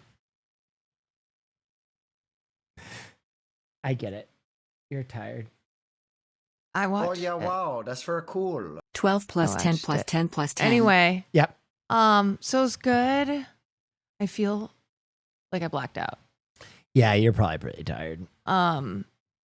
But it was good. It was so good. Oh, Bob is so. Did you see the RZA kind of light up when you were like, I remember your performance in Ghost Dog? He was like, oh, yeah. And then I asked him, I was like, what other like deep cuts of yours or work do you, are you proud of or do you return to? Do it, lady. The Rizla. The RZA. No, but remember how I just had that moment? Yeah, you thought he was the Rizzler. No, I was. Did you tell him you thought he was the Rizzler? No, but it's kind of funny. We had just had that moment.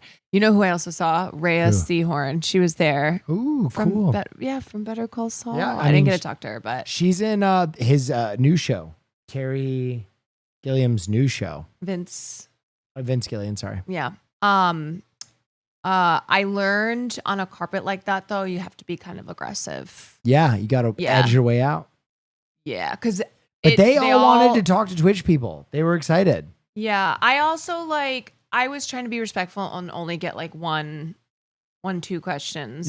In even if it was just like, hey, you like video games? Oh yeah, wow. I like video You games. like playing them video games? But yeah, I learned a lot. Gotta be, you gotta get in there. Yeah.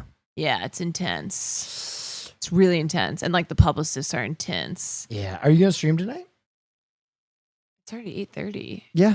I don't think so. Okay. Well, then I think you can get me some food. Yeah, I can get you some food. Yeah. What do you want? Some chicken and rice with some sauce. You want me to order it? Some carrots. No, I got some. Oh, you ordered. Oh, you just want me to get your plate? Yeah. Yeah, for sure. Starving. For sure. Caroline, you did a great job. Thanks, everyone. She really did do a good job. Nothing like being fried after a weekend of Joshua Tree. Yep. And then, I said I was not going to drink any more Celsius, but I had to. I had to do a Celsius. Yep. Caroline Kwan also opted to not come home last night. She came home this morning because she's a real warrior. But I made it. Back. Sharon Stone was intense.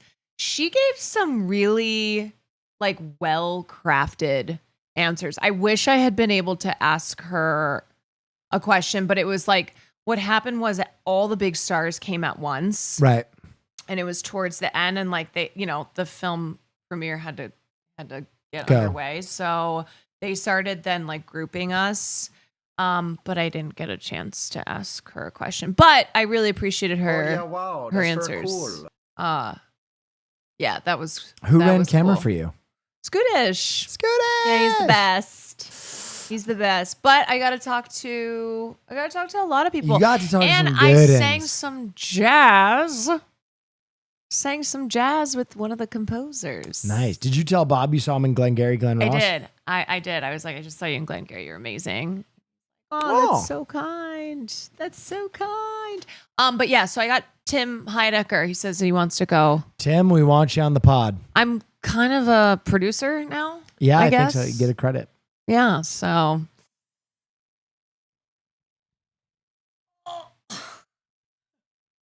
Did you just fall?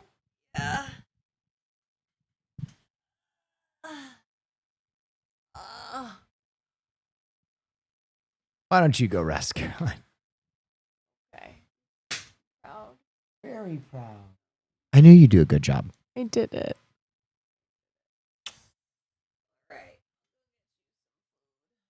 I was trying to tell Caroline about this opportunity 2 nights ago, and she thought I was talking about the New York Jets.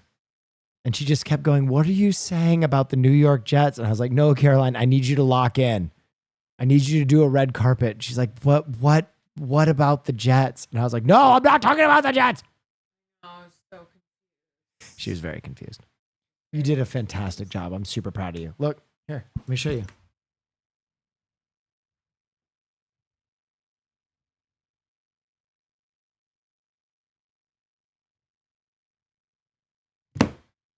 Good job. Yay! I just kept doing this while I was like, I just kind of like smiling. Like I would see, I saw Christopher Lloyd too. I wanted to ask him, the one question I would have asked him is, all right, so you go to the future, Back to the Future, or the past? You had a time machine. You could go to the past. Which one? That's pretty good. But yeah, you know what? He's an old man. He needed to. He didn't need to do any questions. Yeah, he's 85. He's done the damn thing. He's done the damn thing. All right, I'll get some food. Thank you, Caroline.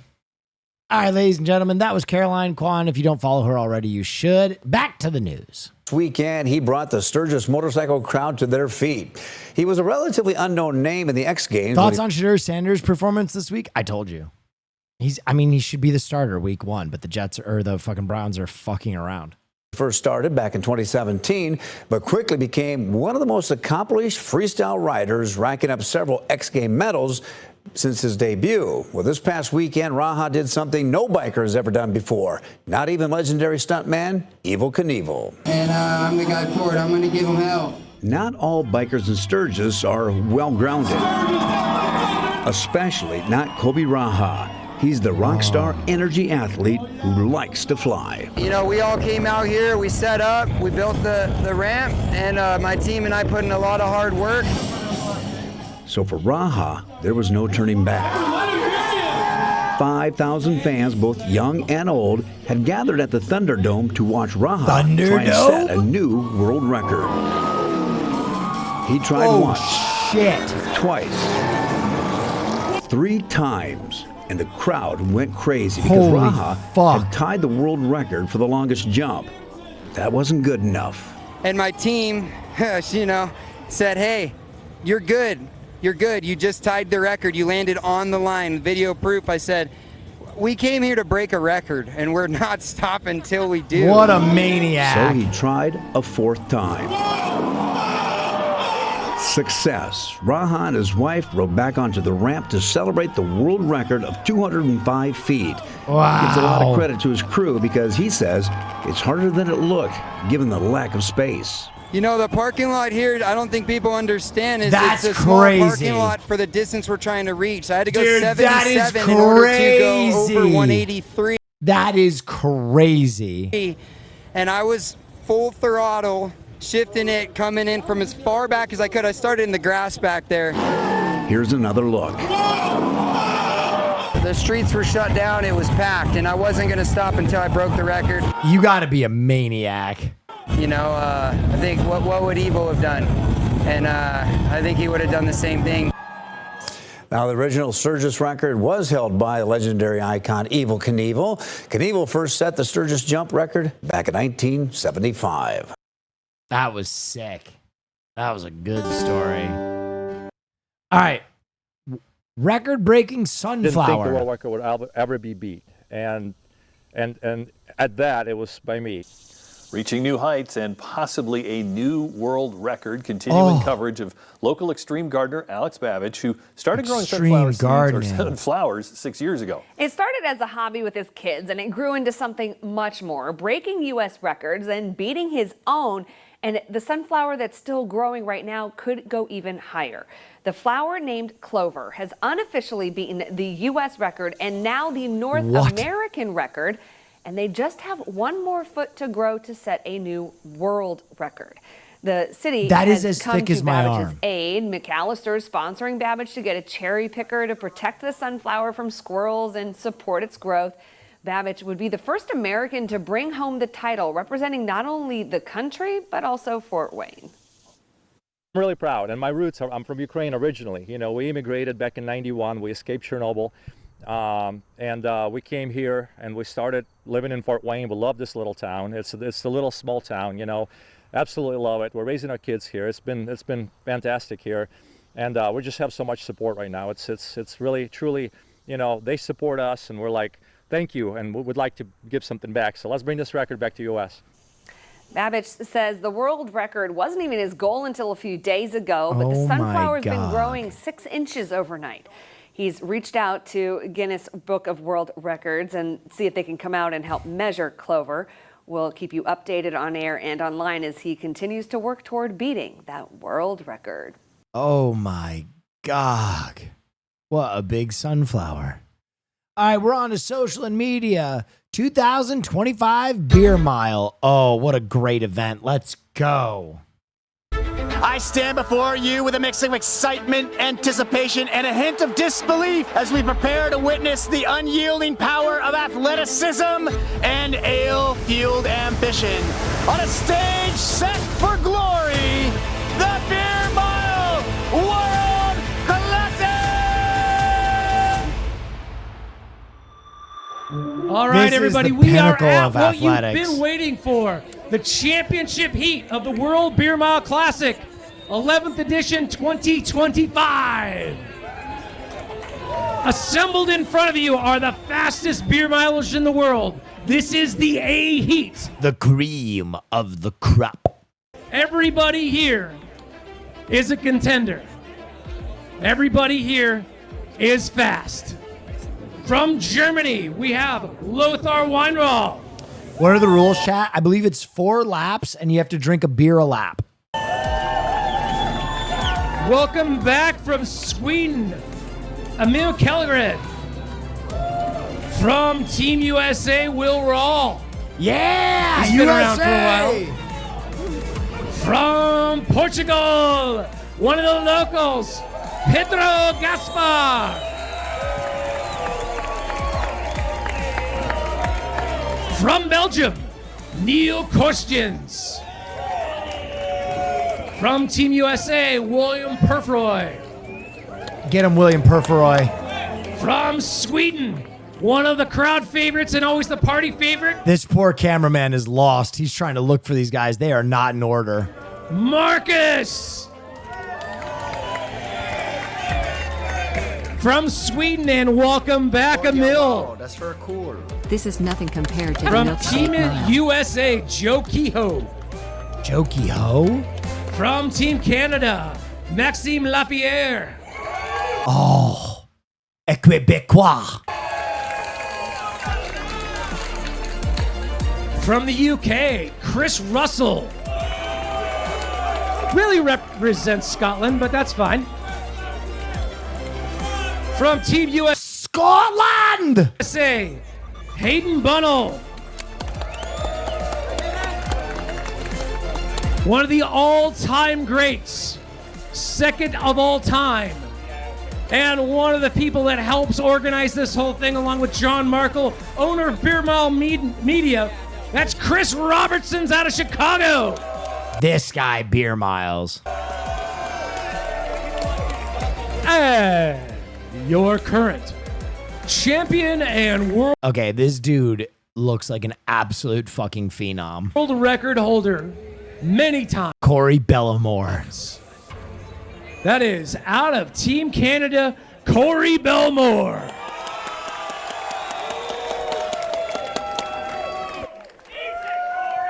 Corey, are your shoes tight?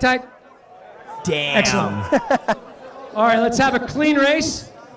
Give it away to Corey for the rules. Gallagher, by the way, not Belmore. All right, guys, everyone grab your first beer right now. Oh, interesting. He's going with a flying monkey. Move them wherever you need to. Everyone's got their beers? All right, it's gonna be 2 commands. Start the chug zone, that line to this line. You can The chug zone. throw it in any bin. After the first one, we're just using the front bins. But at the beginning, it gets a little crazy. You can use the farther bins to throw it, but you can't drink outside the zone. Okay? So if your beer's done, leave the zone. If you can't throw it in a bin, there's the back ones. Those are only there just in case it gets chaotic. You all leave at the same time. Okay? What beer are you choosing? I'm choosing a Coors Light. I'm choosing a Coors Light because I can put those down real fast. If you puke, it's just 2 minutes. Add it on to your time. No penalty lap. And after that, I think that's it. And if you don't, 4 ounces is a DQ. Let's go, boys. Have a good one.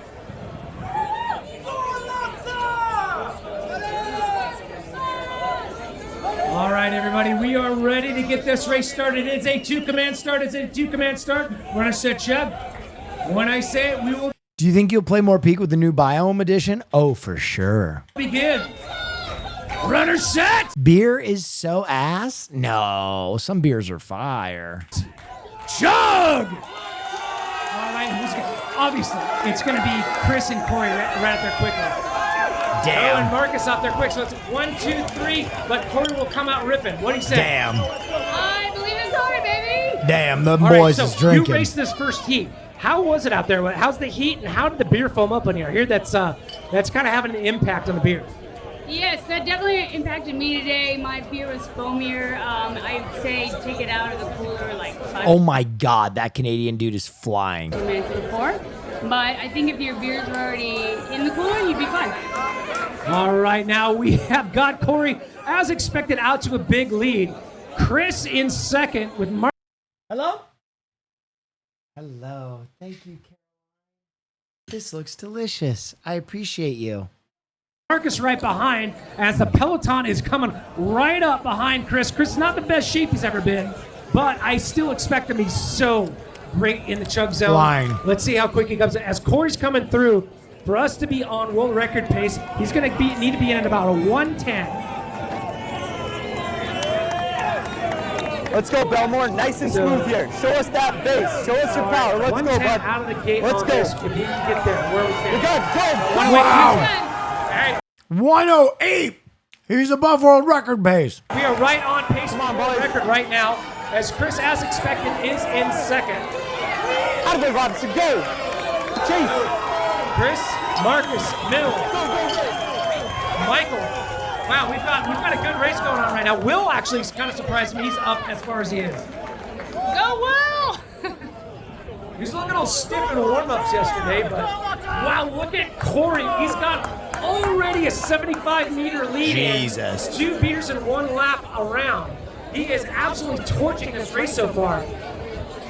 Man's the champion right there. All right, he'll need to be at about 2:14 out of this beer to be on pace. All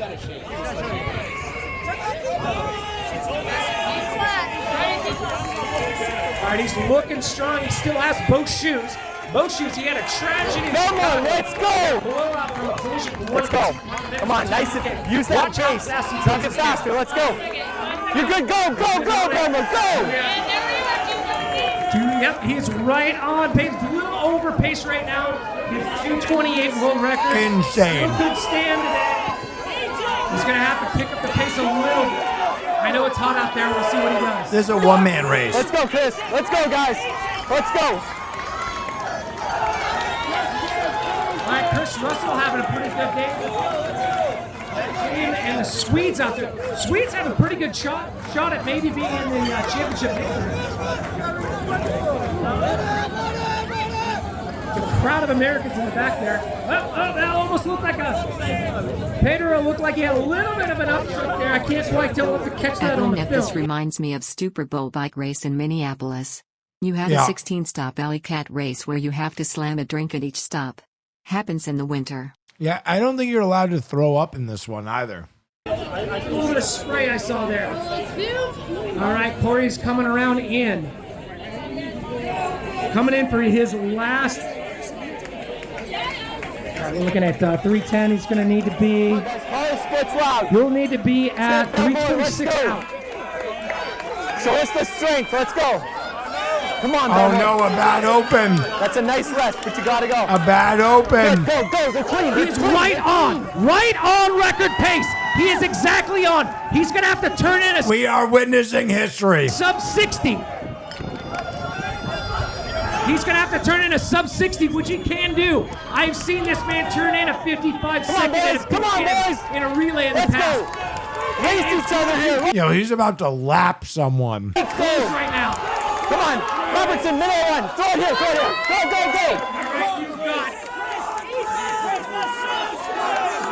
You've got Chris in the middle in second place. Russell's also in the mix back there. God damn. Corey is absolutely tearing it up right now. That man is on a mission to try to better his world record. Can he do it? We are at 409, 410, 411. He's got about 80 meters left. I think he's got a chance at this. We're at 420. He's gonna do it. 10, 12 meters to go. He's gonna do it. We're setting a new record. Holy shit. That's a new world record. If that stands, we have a new world record. Holy smokes, that is an epic run. If his chugs hold, if the measurements hold, we have just shattered the world. I'm ballsy. I don't take no shit from anyone. Hear me out. Will Strug Mile. First lap you have joint, second undisclosed pills, third lap a line, and fourth lap is try mix. Horrible idea. The worst idea ever generated. Thank you for the input. Yeah, unofficially 427.1. That's a second and a half faster than his world record in the past. We saw him run 424. Come on, Dre! Come on, Dre! Sweet is finished. Yeah. It's 2-3. Looks like it's an American onslaught in the back of the pack right there. Oh, yeah. Chris is fourth. Or fifth. Chris is fourth. Great job out there by Mill. Been a while since we've seen it. He missed the last couple of championships. Sounds like he was trying to be smart this year, not drink so much the night before and just chill, and actually hydrate before the race. Yeah, that's out of character. Right? He said he wanted to be at the race, not drunk and not feeling like crap. Okay. Allie, any final words, any final thoughts? What's your experience here? Well, being my 10th year, I believe. That is crazy. Dude, he smoked second place. He absolutely obliterated second place. Doing this, I know I didn't show as hard as I would like to, but being a part of this running community, this beer mile community, I come back every year because I love these people and they're just a part of me. And even if you have a rough race, you still come back because you support everyone and you love everyone, and it's a great time. I can't wait for the after party. Cool. Can you see First the of all, BW? congratulations. My mom wants to see.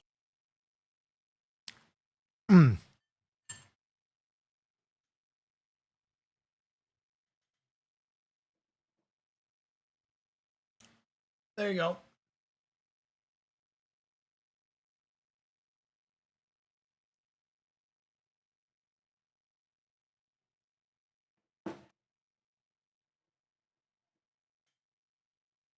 Another egg sack? Yeah, she keeps laying them. I got to keep pulling them out.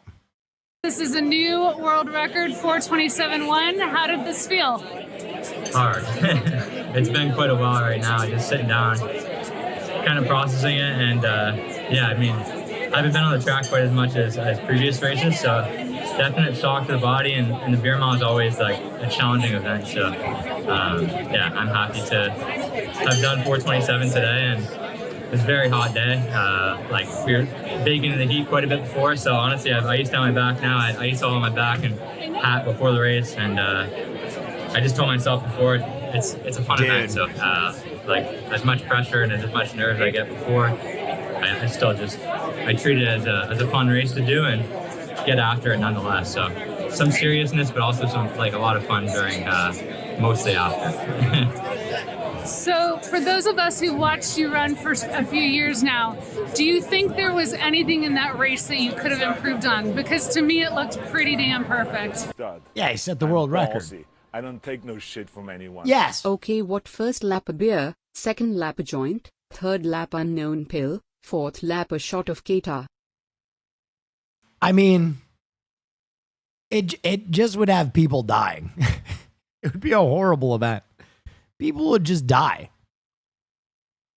Unknown pill, you would just stop your heart.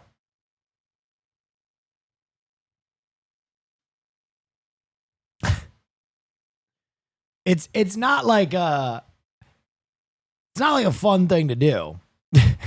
Also, taking a pill is like instantaneous. You wouldn't even be high by the time you finish the race. You would just like overdose and die afterward. Lab grow salmon. A little bit of whipped cream cheese. And then, of course, wild type salmon. It's lunchtime at the San Francisco headquarters of Wild Type, and company founders Justin Kolbeck and Aria Elfenbein believe that what's on the menu is nothing short of the future of seafood. Thin slices of salmon, not caught in the open ocean or even farmed in captivity, but instead grown in their lab. For me, it was the sort of confluence of, okay, there's this potential technology that could address this really big problem that our society is facing. Very simply, where are we going to get enough meat and seafood for the next 3 billion people? The samples are sliced from the cutting edge of an emerging technology known as cell-cultured seafood. And for the Wild Type founders, it's part of a larger mission.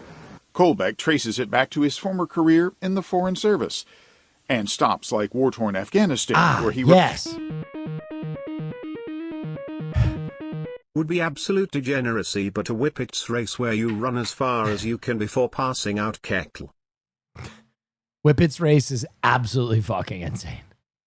Remembers speaking with fathers who snuck miles across the border into Pakistan to bring back food for their families. It's those kind of stories that really stick with you. And, you know, like, as a dad, of course I would do the same thing to, like, feed my kids. Essentially, we have the cells that come out of the bioreactor. We toured their lab, which, in its own classic startup story, was converted from a microbrewery. Now, expanded from beer tanks to bioreactors, it helps grow the living cells derived from Pacific salmon. Salmon Mako reactor. This is our seed lab. Co-founder Aria Elfenbein says the process ultimately nurtures the cells into a form of biological salmon tissue that's mixed with plant-based ingredients. To appreciate just how complex that science is, you might want to journey a few blocks away to Elfenbein's former life as a researcher at San Francisco's Gladstone Institutes. That's where Nobel Prize-winning scientists engineer breakthroughs, like turning lab-created stem cells into beating heart cells. President Deepak Srivastava remembers the day Elfenbein came into his office to let him know he was leaving, to turn similar techniques into lab-grown salmon. And sitting down and saying, Deepak, I'm really grateful for the training I've gotten here, but I've always been passionate about Lefty M 100, thank you. This is some cyberpunk said, shit. You know, I really feel that this is something that you care about. And these kinds of decisions, like I can already feel, is something that you have a lot of conviction around. But that career-changing decision also came at a revolutionary time for the Earth's food supply, with Bay Area companies like Savor Foods introducing butter cultivated from CO2, and Berkeley's Upside Foods pioneering lab-grown meats and chicken. Still, Wild Type admits the next part of the journey could be convincing consumers to try lab-based seafood. To get started, I'd try it. I mean, if we can stop killing animals, I'm with it. I'd give it a dance.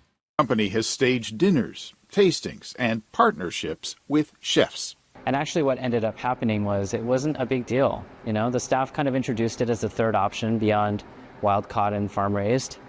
And a lot of people ordered it. In fact, we sold all of the fish that we had that first night. So we're here we have our Wild Type salmon lox. In the end, besides the taste, the long-term mission is sustainability, availability, and price. to create seafood that's affordable for everyone and a global solution that's far easier on our planet. I think that's a future that feels like a far happier future. We're able to sustain the new humans who will be residing on this planet. And that's really our vision, is to have the most accessible, clean salmon on the planet. Dan Ashley. Damn. I mean, that's pretty cool. I saw some people poo-pooing it, but I would be down. If we don't have to kill a bunch of animals and we can have the same meat, that would be big. Butter made from CO2. Okay, this is I think the same group. This is their CO2 butter. Looks, smells, and tastes like the butter we're all familiar with, but without the farmland, fertilizers, or emissions tied to that typical process. And this butter breakthrough, it's happening right here in Batavia. In the middle of an industrial park in a suburb west of Chicago, something unprecedented is happening. So you're using this gas right now to cook your food. And we're proposing that we would like to first make your food with that gas. The company is called Seir, and you better We'll be making all the homeless into Soylent soon, so we won't need that. I don't know about that, but believe it. Their pioneering tech uses carbon and hydrogen to make the stick of butter you see on this plate. This is pretty novel to be able to make food that looks and tastes and feels exactly like dairy butter, but with no agriculture whatsoever. And no long ingredient list the average person can't pronounce. It's really just our fat, some water, he's right. I don't know if there's a market for it. Maybe homeless children. We know rich people love children.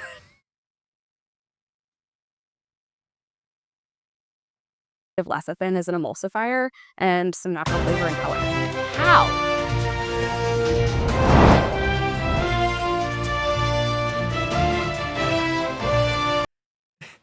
And we're back from that word from our sponsor. Fats are made up of carbon and hydrogen chains. The goal here, replicate those chains without animals or plants. And they did it. They tell me to simplify. They take carbon dioxide from the air and hydrogen from water, heat them up and oxidize them. The final result? It looks like a wax, like a candle wax at first. But they're fat molecules, like the ones in beef, cheese, or vegetable oils. Sustainability is why we are here. It's all done releasing zero greenhouse gases, using no farmland to feed cows. We're not at full capacity in this facility yet. And even though we're standing in a factory setting, And in addition to the carbon footprint being much lower for a process like this, right? The land footprint Slop water is 1,000 times lower than what you need in traditional agriculture. I know what you're thinking. Yummy. I think we need to taste it. I would love for you to taste this. How does it taste? It looks like butter. I love butter, so I'm going to take a really healthy amount. Admittedly, surprisingly, It spreads like butter. like butter. Cheers.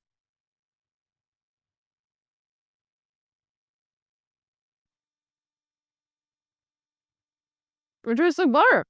Another reason they say this makes an impact, no palm oil, a significant contributor to deforestation and climate change. That's not all. Of the 51 billion tons of greenhouse gases emitted every year, 7% is from the production of fats and oils from That's crazy. animals and plants. So when could you get a taste yourself? Right now, they're working directly with restaurants, bakeries, and food suppliers, releasing these chocolates made with their butter in time for the holidays. Savor butter in either its current manifestation or with our partners. We expect that to be on the shelves kind of more around 2027. Their teams here in Batavia, Illinois, and their home lab base Margarine also exists. Doesn't margarine also have oil in it, though? Am I crazy? I thought margarine had oils in it. San Jose, California, backed by Bill Gates. Yep. Okay. Yeah. So same problem. Who wrote in his blog, quote, "The idea of switching to lab-made fats and oils may seem strange at first, but their potential to significantly reduce our carbon footprint is immense. Believing butter can make a difference. This is really about how we feed our species and heal our planet at the same time. I put more information on food sustainability and how this could impact our food industry moving forward in the story that's up on our website right now, where you'll also find more information about this company. Reporting inside Seir's facility in Beijing. All right. Chat was kind of in line on that one. Y'all kind of came together in a healthy, happy way. That's new. Yeah, wow, that's yes, cool. go ahead. Yo, Insane 4 years, Big W. Yeah. I remember your earlier streams and Insane to see how far you've come. Thank you. Never change, Will, but please, I'm begging you. This is an urgent message I have from chat. Show hole now really mad.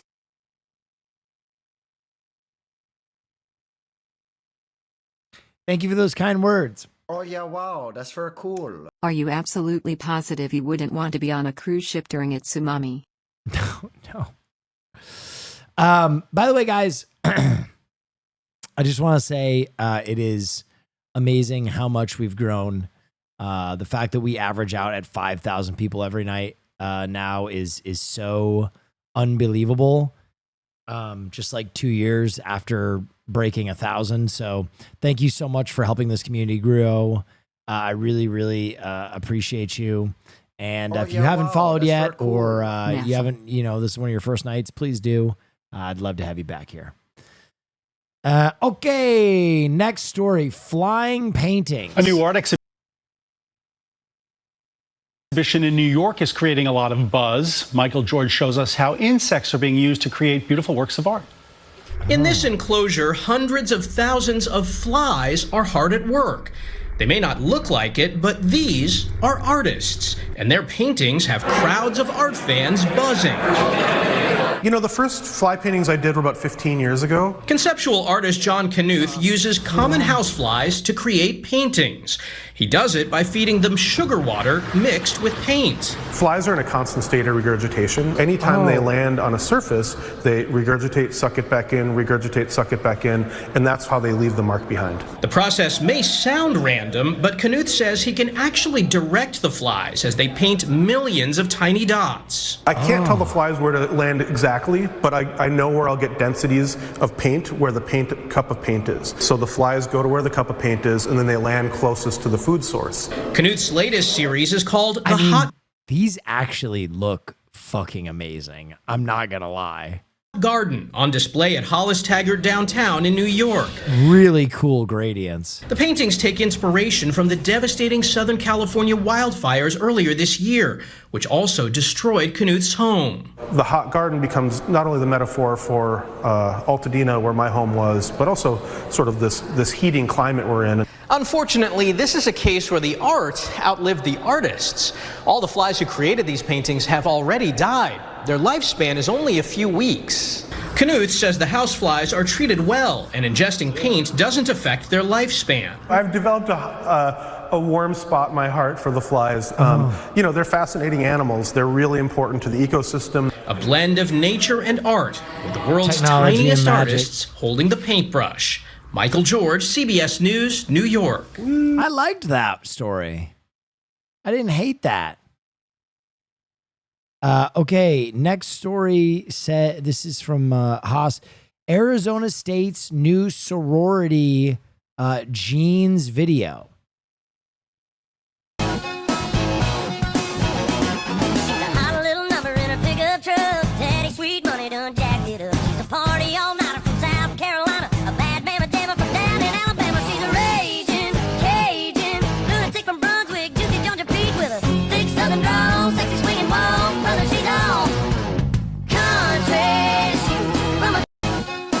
Good job, Haas. I mean, that was good stuff right there. I'm all in. Okay, next story. Spin the wheel for a mystery haircut. Let's go to Long Island where people are driving. It's been a blast. Really got me through some tough times. Thank you. You've been a beacon of light in some dark times. One could say a hole of light. I appreciate you. Thank you. Let's go to Long Island where people are driving for hours to get a haircut at a special barbershop. But for some customers, I've seen this guy. He just fucks up kids' heads. the cut they get might not even be the one they want. This all depends on the spin of a wheel. You don't want to miss this story. News 4's Beijing Chang has the cuts that you could say are sheer madness. At this Long Island barbershop, you don't pick your cut. Chance does. Reverse stitched, mohawk. you were roasted, bro. That's the worst one. The first time we actually spun the wheel, some older guy did it, and I shaved his head, and I was so scared to shave his head. I was like, oh my God, this guy's gonna kill me. Joe Matt owns Barber Chops in Massapequa. He started posting his clients' haircuts on social media. I posted it. I saw a video of this guy when he fucked a kid's head up, and the mom was like, oh my God. Like 2 days, I got 2 million views. I was like, oh my God, what did I sign up for? A week later, 20 million views, and ever since then, it was just like people flocking in. Today, these kids are duking it out for a chance to win this fancy bike. But yes, they do have to spin. The wheel is simple. You can only make one revolution. You have to agree to be recorded, and you have to go through with it no matter where it lands. Just fuck my shit up. Gregory Brennan spun the wheel and landed on the bull. In a few minutes, he had a new look and a new bike. What do you think? I don't know. Honestly, swag. This haircut is swagoo. Honestly, this haircut is swagoo. Just like. These other friends didn't win the bike, but still played for cash. You guys got it $50. Hold up a second. Each leaving with a, well, Wow. unique look. The mustache. The mustache. The diamond stitch and the reverse mohawk. Oh my God. The lateral mohawk is fire, dude. The lateral mohawk is, dude. Watch it, bitch. How do you feel about this haircut? I hate it. How do you feel about this haircut? I don't really care. So I might just take it off later. Don't tell him. It looks amazing. Oh, the friar tuck. Honestly, okay, I'm going to say something. I think this is really good for kids. Hear me out. Hear me out. I think this is really good for kids because I do think there is a part of children that is way too concerned with image. Way too concerned. And until you've had a fucking god-awful haircut, you don't really, like, you learn that it's not all that bad. I remember in preseason football, the freshmen would always get their hair fucked up, and I had a giant dick shaved into the top of my head, and I had to go to class with a dick shaved into my hair for like a week. And it was a real confidence builder, let me tell you. Don't tell him. It looks amazing. But you did that yourself? No, I didn't. A group of seniors did that. Completely perfect. Barber Chops has millions of Oh, now that's good. views and tons of fans from Texas to Tennessee. Now that's good. Gosh. Oh, the male pattern baldness is fire. Has anyone left the chair crying? Never. I'm sure they cry when they get home. People from all over are spinning the wheel, but can The still checkerboard. get regular cuts. Joe hopes to give these kids a memorable experience. I feel like hair will come back in 2 weeks. In 50 years from now, they're going to be sitting down in a barbershop with their grandkids. They're going to be like, you know, when I was a kid, there was a crazy barber with a wheel. In Massapequa, Paisy Cheng, News 4, New York. This one's good. Our next game. All right, next up, Ducky Derby. Oh yeah, wow, that's very cool. Sexo. Oh, sexo. Splashdown! The What the Ducky fuck? Derby once again filled the those all Chicago rubber River this duckies? afternoon with more than 80,000 bright Why? yellow Why are we just pouring plastic into the water? rubber ducks. From here, those little guys floated all the way down to the finish line. This is an annual event that benefits Special Olympics Illinois, this year raising nearly They $600,000. pick them up? Yeah. Now, you see how they've penned those ducks. If you're wondering what ultimately happens to all of them, they are collected, cleaned, and they're sent off to the next Ducky Derby. Wow. The next Ducky Derby. All right, next up. Elaine dance contest at minor league TV show. Oh, I love Elaine dance contest. This is a classic. Seinfeld is synonymous with New York City, and one minor league baseball team is embracing the connection. They've held an Elaine dance contest, emulating the unique dance moves of fan favourite Elaine Bennis. It proved popular among fans, despite George describing the original dance as a full body dry heave set to music. Amber is back with the forecast now. Amber, when are the conditions due to ease along the coast? Well, here we are. Wow, did they really actually work on that cut at all? That is crazy that he left so much of that news story in there.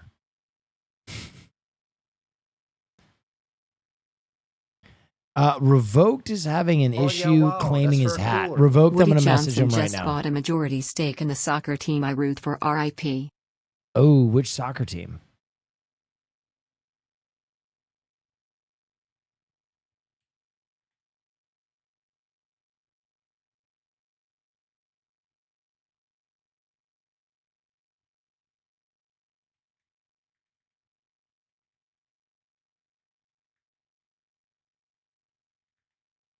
One second, I'm messaging them. Hold, please. Fuck, where is this conversation?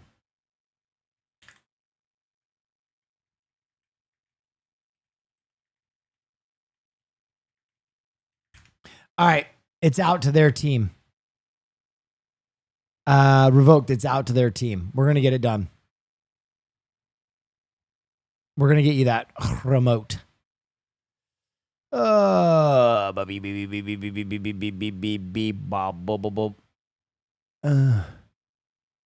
my God. Oh yeah, wow, that's very cool. Wait a minute.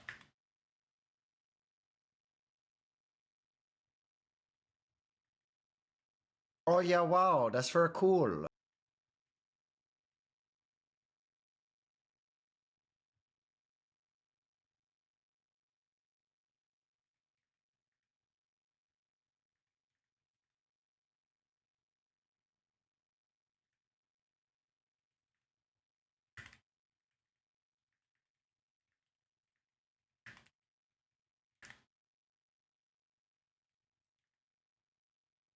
Okay, guys. Listen. One of the biggest things to ever hit this stream just happened, but I can't tell you. I'm sorry. You're just going to have to wait. I am so sorry.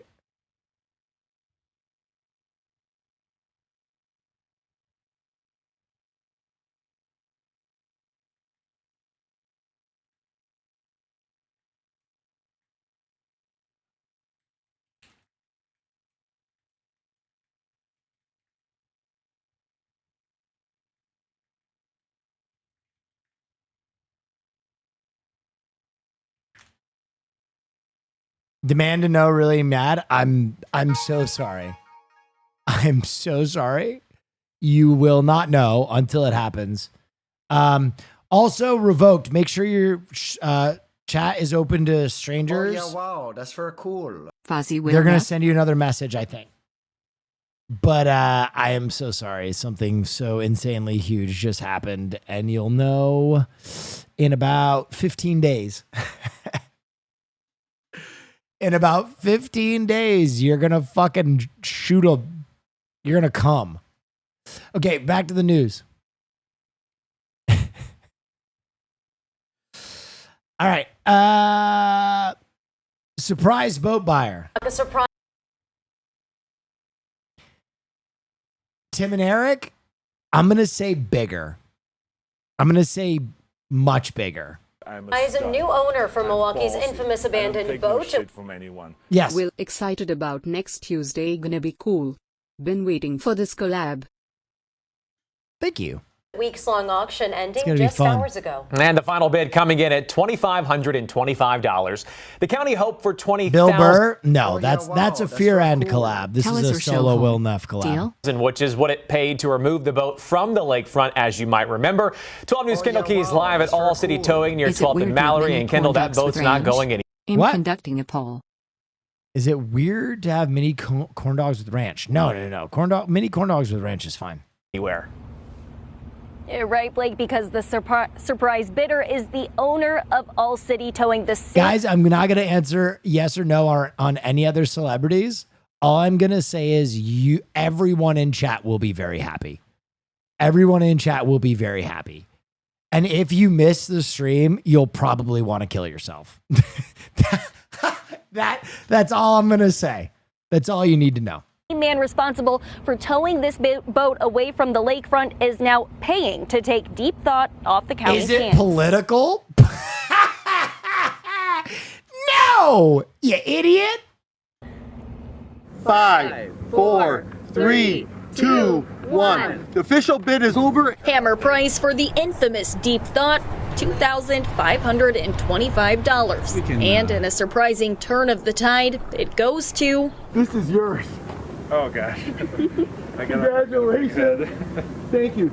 Jeff is our bidder. Jeff Pillar, owner of All City Towing. Have you ever had something when you're cleaning out your house and you just can't throw it away? Pillar, the same man who took on the massive task in May of towing the boat from its resting place along Milwaukee's lakefront, stuck since October 2024, when its owners ran out of gas during a storm and abandoned the vessel ashore. They didn't have the money to pay for its removal, so Deep Thought became the county's responsibility. All City Towing received $50,000 to remove it. Donors pitched in $30,000, leaving the county on the hook for $20,000, which they hoped auctioning the boat would cover. So we are going to take a loss. Well, and this, as the county faces a significant budget deficit next year, of nearly The $47 captain's million. hat is fucking hilarious. 15 days from now. What? Yes. Is this really just a drop in the bucket? I don't take no shit from anyone. Dumb. In 15 days Metal Gear Delta releases. What a shame that you may not be able to play it on that day due to this massive event. True. No, it's almost guaranteed. Okay, you guys are going crazy. Yes. I have this sneaking suspicion that we won't be able to see the guest unless he's in a metal helmet with a bald eagle. No. Small part, but it's also it's part of a bigger issue. You know, we have over 500 Well, what have you done? Chat's not going to let it go. I don't give a shit. I'm not going to say anything. $1 million of deferred maintenance. You know, we would love more money from the state of Wisconsin for shared revenue. Pillar with plans to cut the boat into smaller pieces, hoping to find buyers interested in the art pieces, like the Deep Thought on its stern or the aliens spray painted across the hull. I think the right thing to do is take out a bunch of the good pieces of artwork and let them be auctioned at charity events for good causes. None of that is going to be for profits. And so Kendall County Supervisor Sheldon Wasserman suggested the county could become a beneficiary of some of that charity work. Right, Blake. Now, Jeff Pillar said he hasn't yet decided which causes that he'd be supporting, but that over the next few days he could be having conversations with Supervisor Wasserman about potential charities within the county that money from sold items could go to. And it's still in the early stages, but he's considering selling or auctioning authenticated portions of the boat. All right, Kendall Keys reporting live for us in Milwaukee. The story that just keeps on giving, seems like a Kendall thing. Wow. Okay, next. First Australian rocket. Wow, the Aussies have a rocket.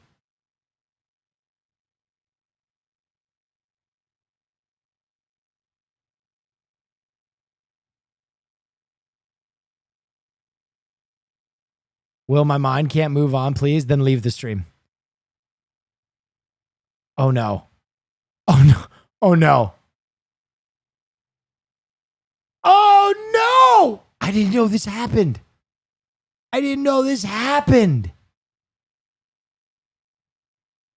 Aussies, what happened?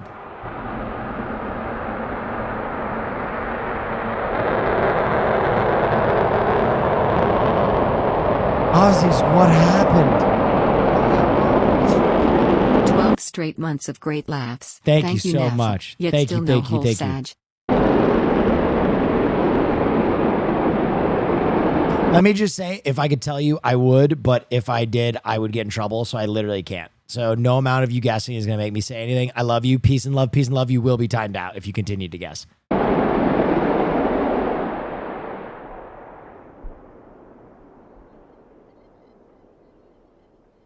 Oh, Aussies, what happened?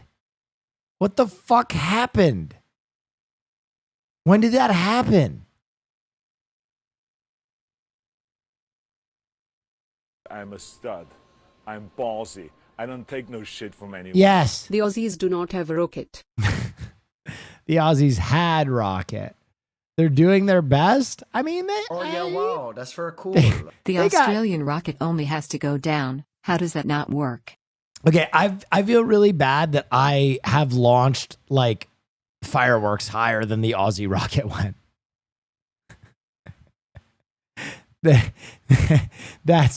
That is crazy.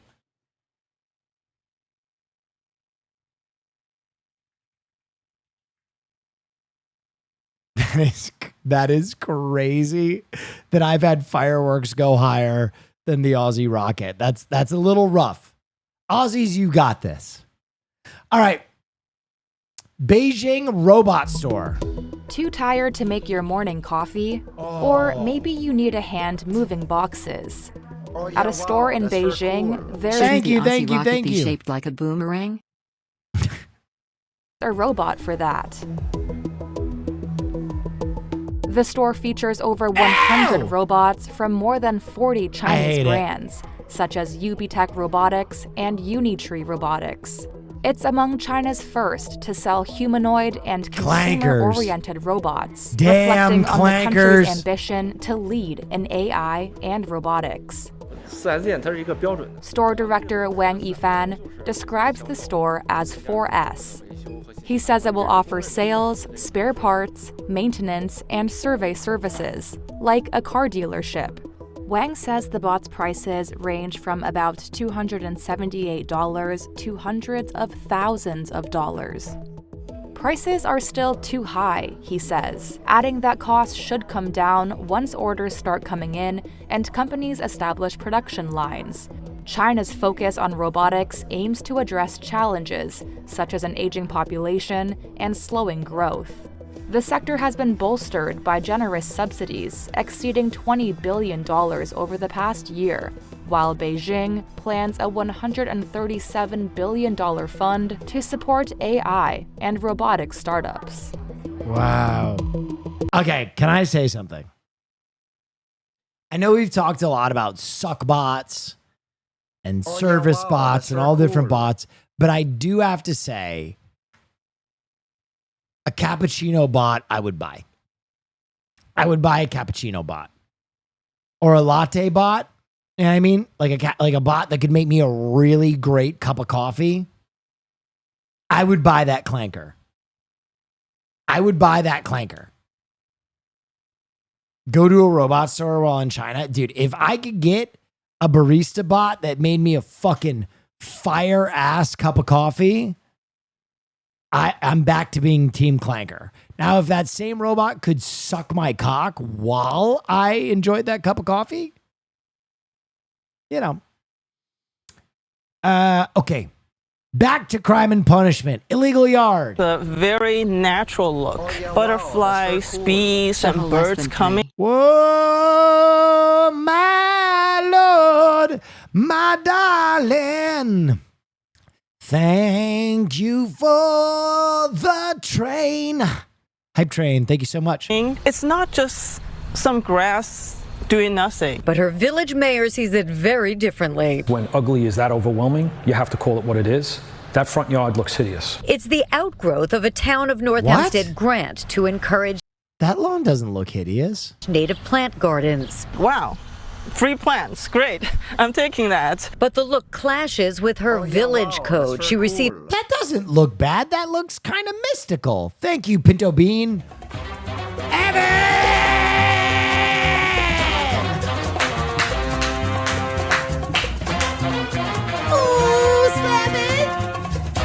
Thank you, thank you, thank you, thank you, thank you, thank you, thank you.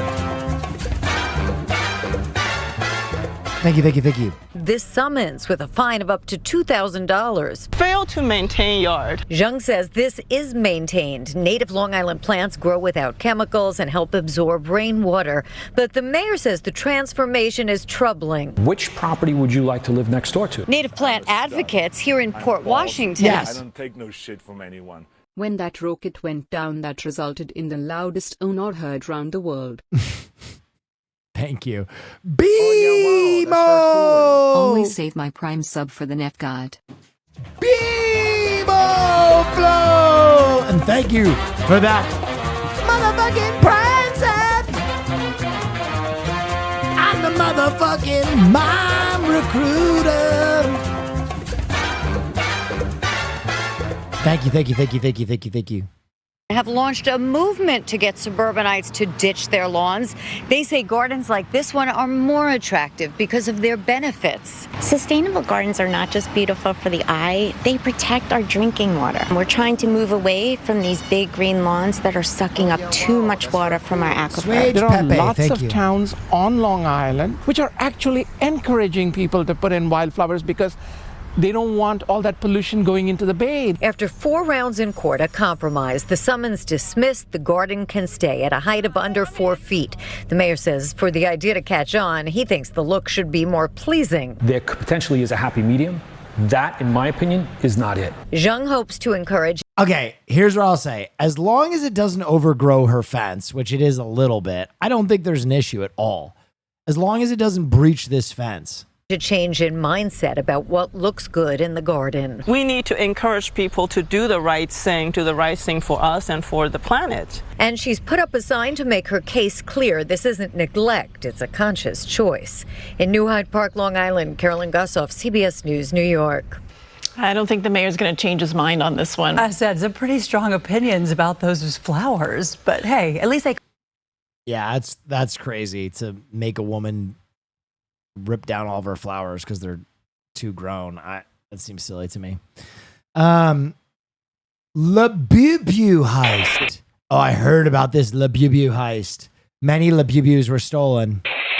These thieves breaking into a California collectible store aren't after diamonds, but nearly as precious, they want Labubus. We worked so hard to get to this point, and for them just to come in like nothing and take it all away. The owners say Wednesday morning their store was ransacked. Police say thieves stole roughly $7,000 of inventory, including the sought-after plush toy. It's still really cute. So cute. This is freaking adorable. And these toys are the it item of the year, so much so that Labubu, sold worldwide by the Beijing-based toy maker Pop Mart, are now a billion-dollar industry. Labubu. Crowds gathering outside stores and pop-ups for the chance of nabbing one. They're selling out and they're hard to get, which makes people want them even more. That you buy them through a blind box system, which is a system where essentially if you don't know what's in the box, you hope that what's in the box is what you want. If you don't get what you want, you got to go buy another one. Why are they so popular? Because people enjoy gambling and they enjoy cute things and they just want a little capitalist joy.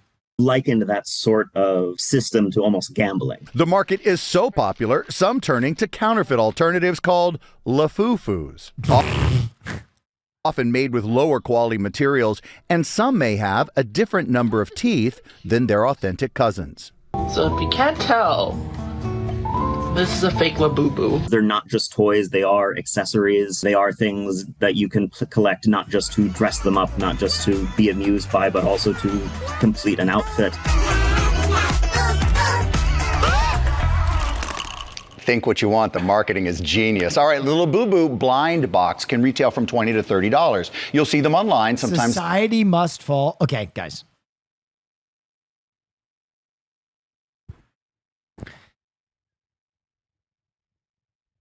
You know when you go to a party and there's like a punch bowl and everybody's enjoying the punch and you're the person who's like, you know, by leaving punch out, you leave yourself open to a number of airborne illnesses, not to mention someone could drug it. You could be drugged right now. Don't be that person. Okay? Holy shit, guys. The Labubu's not for you? That's fine. That's fine. Do I need to read you guys fucking jerk maxing? Oh, I'm the most communist here. I've never enjoyed anything cute. I've never collected anything. Oh, I just collect communist scripture, but I don't actually buy it. I print it off paper I steal. No one fucking cares. No one cares. No one gives a shit. Okay? No one gives a shit how much you dislike Labubu. Okay? No one cares.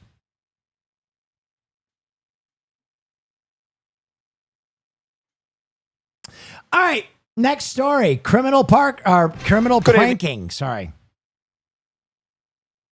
A father of 3 is in jail tonight after deliberately dispensing toxic chili spray inside a WA Bunnings. The public holiday prank gone wrong saw 11 people rush to hospital, left with permanent injuries. Paul Andrew Hart walks into Northern Bunnings. It's Anzac Day last year and it's busy. With him, a friend and his son who go in different directions. The 52-year-old walks past a mother and her daughter spraying an extremely hot chili spray. It's called Satan's Spit and is meant to be used in small doses. Spit? On food. Moments later, customers begin to cough. Panic sets in. Shoppers cover their eyes. Some run from the store. Paul Hart walks into an aisle, people in his wake exposed to the noxious substance before they're ushered outside. He emerges minutes later, face covered, calmly walking out.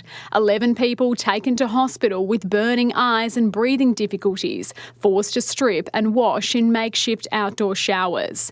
We were naked and afraid. I was freezing cold and embarrassed, one victim said. I thought I was going to die, the court heard. My lungs tightened. I was gasping for air. Bunnings forced to close for the day, losing $16,000 profit. Oh my God. The former mine site chef claims he intended to release fart spray inside the store to lighten the mood, but grabbed the wrong can from his pocket. The judge telling him, you look down at the spray twice. Why did he have fart spray and chili spray in his pocket? That's a lie. He was trying to fucking mustard gas these people. And it would have been immediately clear you deliberately brought a noxious and dangerous product to a public place. The court heard Paul Hart had woken up from distressing dreams and had spent the morning drinking alcohol. Many victims say they still suffer the emotional effects of that day, one saying they live in a constant state of paranoia. The 52-year-old jailed for 16 months. He'll be eligible for parole later this year. Sarah Smith, 9 News. Holy shit. Yeah, dude, he mustard gassed a fucking department store. He can't do that. That's frowned upon. Can't do that. Please, not again. No, dude, it can't be. We continue to get more reports of problems with the new ride at Cedar Point, including once again today. And that's just days after an Indiana family says that they were terrified after Siren's Curse got stuck again, forcing people to evacuate and walk down the side of the roller coaster. Tonight, News 5 investigator Jonathan Walsh is following through, and he's talking with the emotional mother who says more needs to be done by the park. Suit is too tight, truly. In among the sounds of fun came sounds of fear for Jules Haynes from Greenwood, Indiana. You know, these are the only things I have. My kids. A mother crying and worried. You know? She says it all happened around 6 p.m. Saturday when her kids were on Siren's Curse at Cedar Point. She was on the ground. Right underneath. Her children stuck on the ride high above her. There was myself and another mother that was down there that was crying as well. Her husband and her 2 kids were on this ride. And we're trying to figure out where they're at, what's going on, what's the plan, what are we doing? I don't think they're going to be able to keep this ride up because of the way they have to evacuate it every time. If it was just getting stuck, that's one thing. The fact that they have to evacuate it every time is so brutal. If it just got stuck and then they were able to fix it with the people still in the car, that's one thing.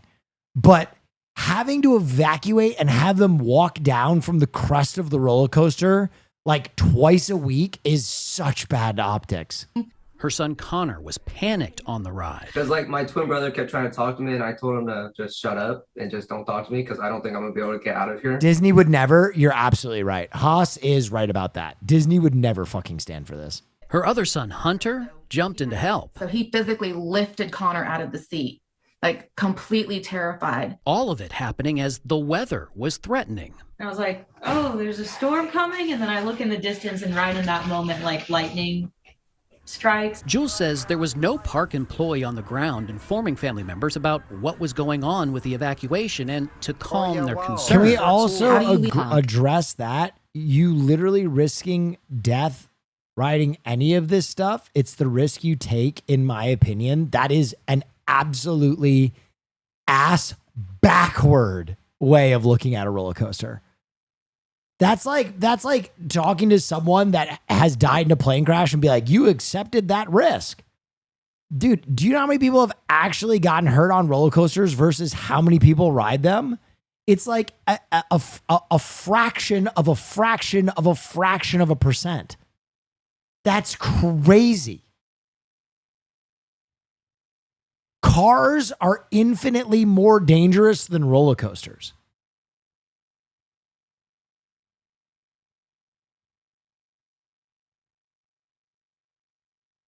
People in the dark to not know. The not knowing is one of the worst feelings, the helplessness. Cedar Point sent us a statement saying, in part, over the last few weeks, the coaster has experienced minor technical delays, similar to a check engine light.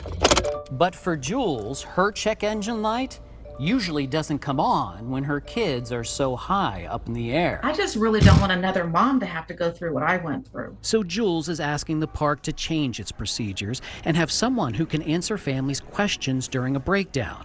Cedar Point says if family has concerns during an evacuation, they're always welcome to approach ride hosts or guest services. Something Jules said. So that is a good point. As much as I do stand up for roller coasters, what I don't stand up for is a lot of these parks, not the Disneys of the world, but a lot of these parks have like teenagers running these rides. Is this a sober which stream, is a brother? big problem. Neff king alone? Is this a sober stream, brother? I mean, I'm sober right now. I don't know if this is like it's not like an AA meeting, you know what I mean? I don't want you to work the fucking steps. Yeah, no, I do think that they should have more screening for the people that operate the rides. Okay. Next story. Water slide. A vacation nightmare on board a cruise ship in the Bahamas. Dude, I saw this. A man on a wild ride as the water slide that he was on cracked beneath him. A South Philadelphia mom reached out to Action News. She was standing on the ship's deck and saw the whole thing. Did the person fall out?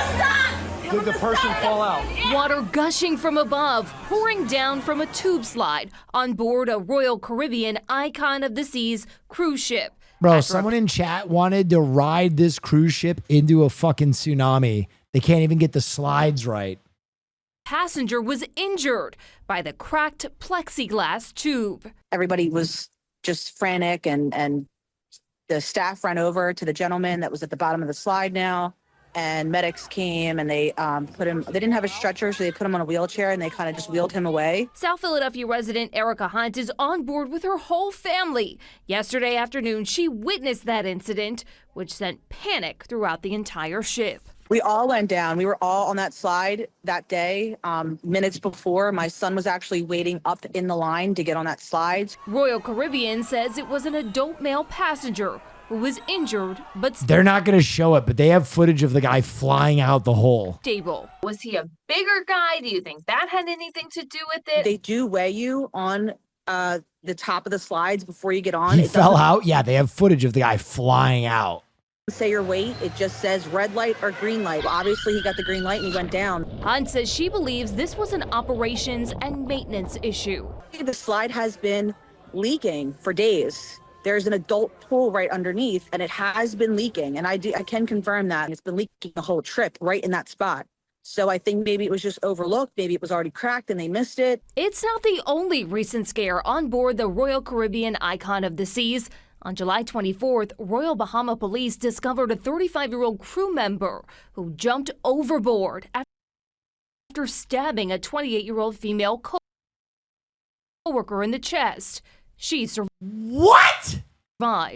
Everybody's kind of on edge. The workers are kind of nervous, and a lot of them were still on edge from what happened with the gentleman that went overboard last week. That was their friend. People are just all freaked out. There's just weird things happening.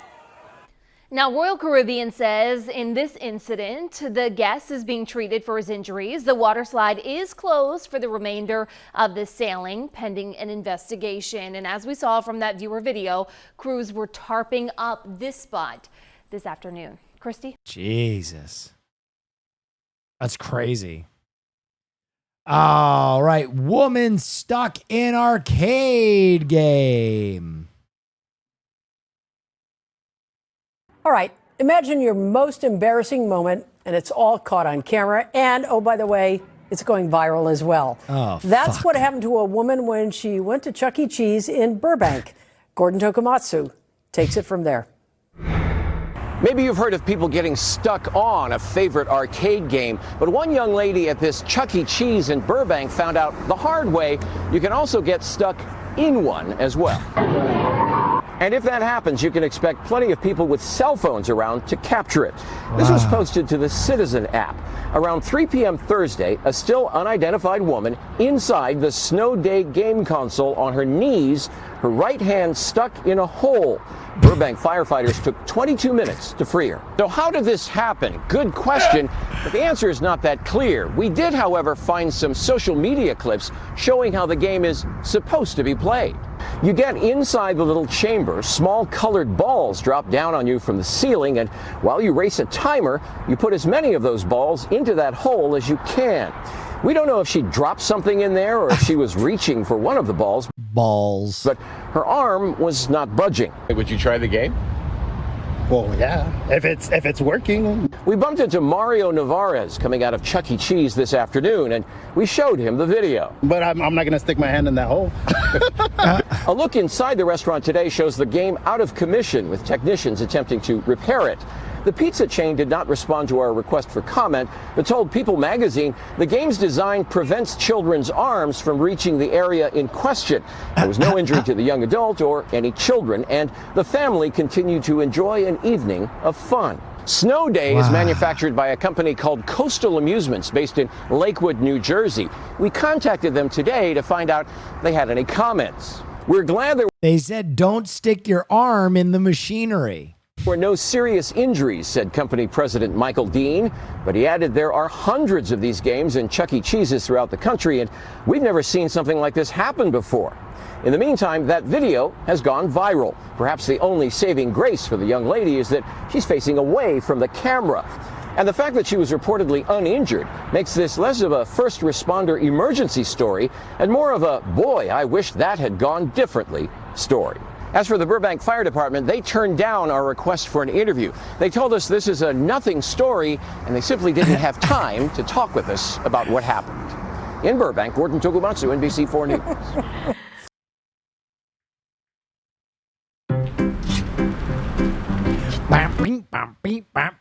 Oh. What's the sandwich challenge? Hey, I tell you, you can't come to the state of New York without getting yourself a big fat deli sandwich. So that's what we're gonna do.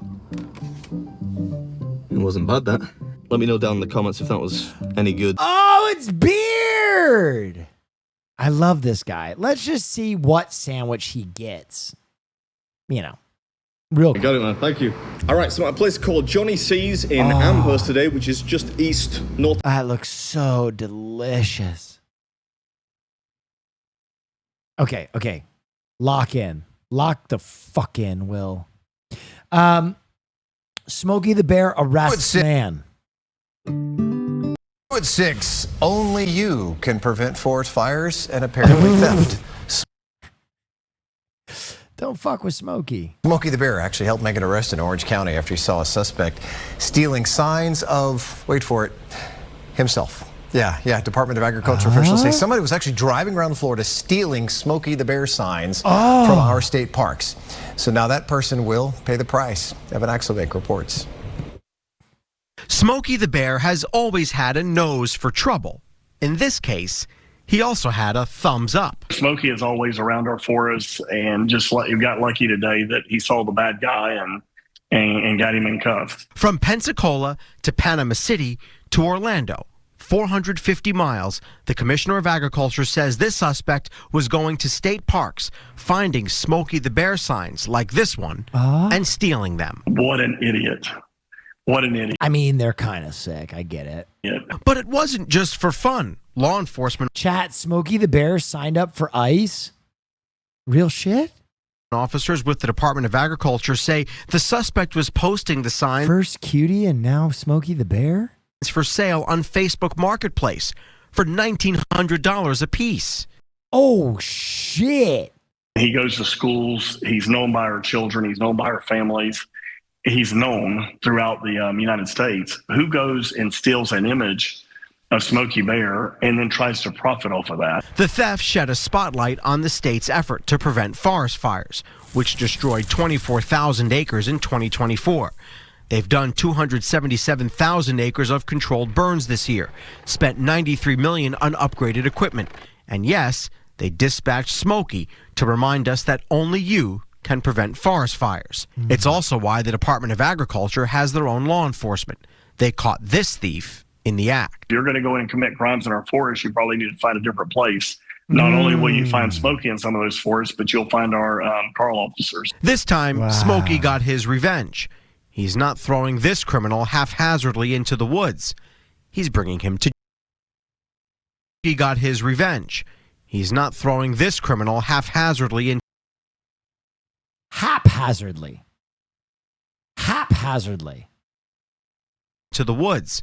He's bringing him to jail. We're the most pro-law enforcement state of the union.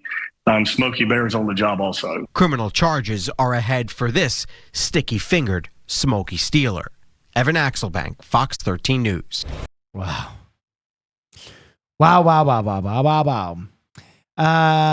New info in Chuck E. Cheese arrest. Oh, I remember this. New details into the arrest of Chuck E. Cheese, or at least the man who was dressed up as one. It happened at a restaurant in Tallahassee. But a family from the Villages witnessed the entire thing while on vacation.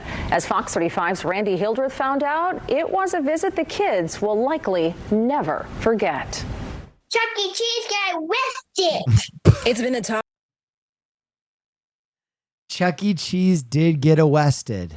Talk of the Guggenheimer family for the last few days. Like asking 100 questions of like, does this mean Chucky's gone forever? Like, what now? Chucky's going upstate for a long time. The Central Florida family. Chucky was on the list.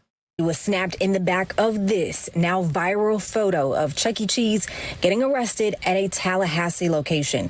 The family had just gotten in town to visit grandma. 4-year-old Lizzie says she was nearly... Chuck E. Cheese did not kill himself. ...ready to help Mr. Cheese. I just didn't want to get arrested either. She's gonna go help us. Then she saw the police and bam.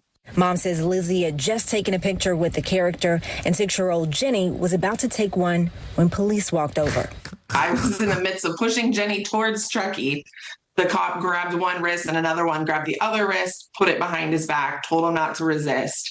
And like at the same time, I'm pulling my kids away. Like, what's going on in the midst of this? According to the arrest affidavit, the man in the costume was Jermel Jones. He was arrested for credit card fraud. Police say he worked at the arcade and racked up a little over $100 in charges on a card left by a customer. Guggenheimer thinks he slipped on the costume to hide from police. She's glad he was caught, but wish he hadn't been arrested in front of the kids. When they've had him at the truck. They arrested my man at work in front of children over $100. Are you fucking nuts? They took off his head and put it on top of the SUV truck. So then we went into it's kind of like, you know, Chucky's got a lot of friends who help him so he can get to all the Chuck E. Cheese places at once, like trying to manage the magic still while we're watching now the man get undressed out of the costume outside. Police say Jones still had the stolen credit card on him, along with a small amount of marijuana. He's accused of committing the same crime 6 months ago. Randy Hildreth, Fox 35 News. Oh, Chuck. Oh, times are tough for Chuck. All right. And our last story of the evening, another unsolved murder? Caribou County deputies had a search operation turn out a little unexpectedly. On Thursday morning, someone reported seeing a body in the Blackfoot River north of Soda Springs. Deputies searched along the river, flying drones, and even putting a team in the water. It turns out that the body was actually a life-size companion doll. Sheriff Adam Mabee told the East Idaho News, despite the situation not turning out serious, he's glad the department did everything properly in case it was a real emergency. Mabee says he doubts they'll ever figure out who put the doll in the river, but if they do, that person will be charged with littering. Littering? A local sheriff is catching heat on social media for... Wait, what is this? A Wardenburger? What is a Wardenburger? Using food as punishment. That right there is the Wardenburger. Butler County Sheriff Richard Jones serves it to inmates in isolation. Our Courtney King sat down with the sheriff today about why he uses it. But Courtney, bad news. Thank you so much. My question is, would he eat the burger? Rob, that was my first question for him. So not only did he say he would, he did, and we have it all on camera. We're going to show you that in just a few minutes, or in a moment, actually. Oh? The sheriff tells us that he's not the only one that does this, and that detention centers all over the country do this. And it is important to note. What is it? What is it? That the burger is not made to be bad. We do have the recipe for it, and we'll put it on our website for you. It's basically a turkey burger. The sheriff says that what's punishment about it is... Wait a minute. We're at the point now where a turkey burger is capital punishment?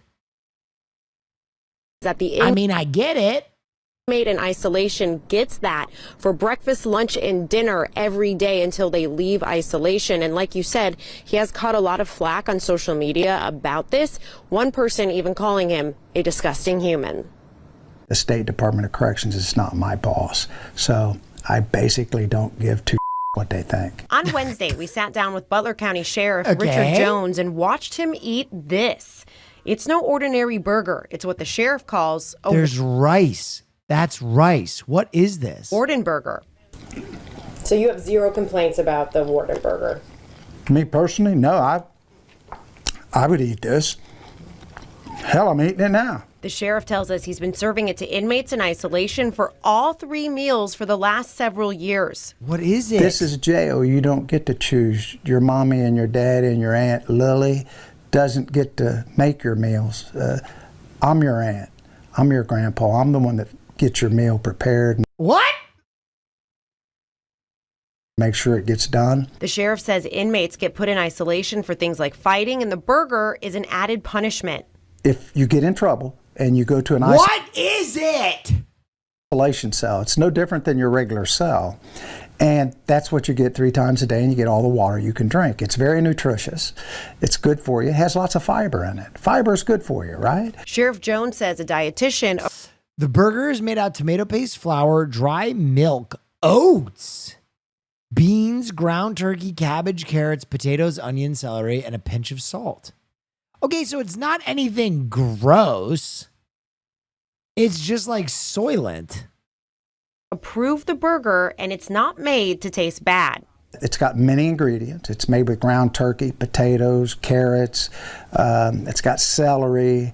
It's got flour. He says the punishment is in not having variety. Jones says inmates can be in isolation for up to 10 days at a time, which means they could eat up to 30 Wardenburgers. That's crazy. Would you ever eat it for 3 meals a day? Yeah. I'm easy to please on what I eat. I come from a generation that you eat whatever's in front of. Sadistic fuck. Listen, I don't know if it's sadistic, but it's definitely fucking fucked up.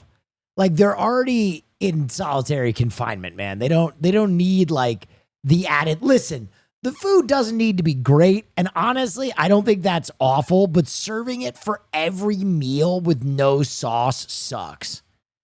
You know what I mean? I wouldn't mind eating 1 or 2 of those, honestly, But if you eat it for every meal, that's brutal. Yeah. He says he hopes the burger will make inmates think twice about acting out while in the Butler County Jail. Has it worked? Have you ever had someone in isolation be like, I'm never getting in trouble because I don't want that darn burger ever again? Yeah, we've had people that leave. They always tell me they never want to eat that burger again. And this may be just a little piece that keeps you out of trouble, keeps you from hurting other people. And that's my goal here. I'm a stud. I'm ballsy. I don't take So the this sheriff shit from tells us anyone. that It's his wife's cooking. It's been a dozen years. He just didn't have the heart to tell her he hates her packed lunches, Sag. That's so funny. Never been fined or ordered to stop using the burger despite some state officials saying that he's violating some policies. And guys, I was not able to try the burger because I'm gluten intolerant, but we have a burger for you guys that the sheriff gave us. You know, because we're doing our job, we need to test the product, let our Thank you for sending that whisper. I appreciate it. viewers know what's going on. So Rob, I think, or Steve, if you guys could taste test we're that both- and let us know what it tastes Rob will tell us the truth. like. We cut it in half, but just like you said, it does smell like a pizza. Yeah, it does.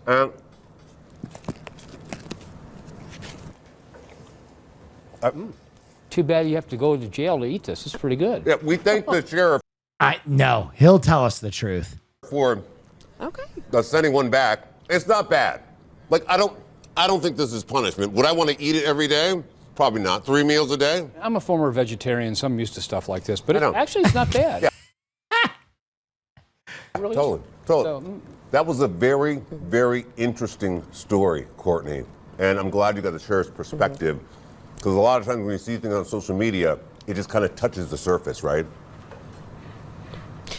And sorry, Mom, for talking with my mouth full. I know, tell me about it. Okay, so weather-wise, the humid weather is returning. Yes, it is. And it looks like we'll make it through the weekend without a lot of humidity. Yeah, I mean, listen, my whole thing is like, even if it is edible, I still think you can't serve someone the same thing every day. That sucks. Especially for like over 30 days. That is brutal. That is brutal. Brutal. Even if it is edible, that's too much. It's jail. Yeah, listen, I understand it's jail, but I feel like I'm a pretty acceptable middle ground on this, where it's like, I get it. Food's not going to be great.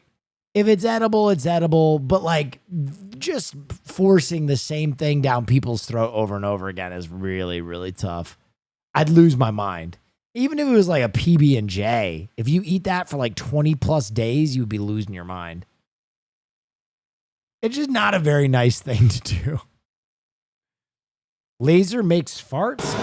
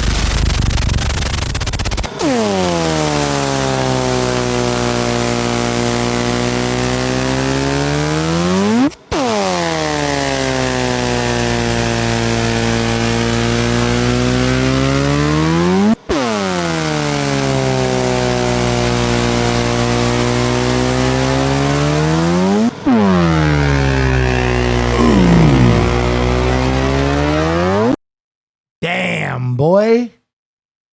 Yo, that's that new glorp sound.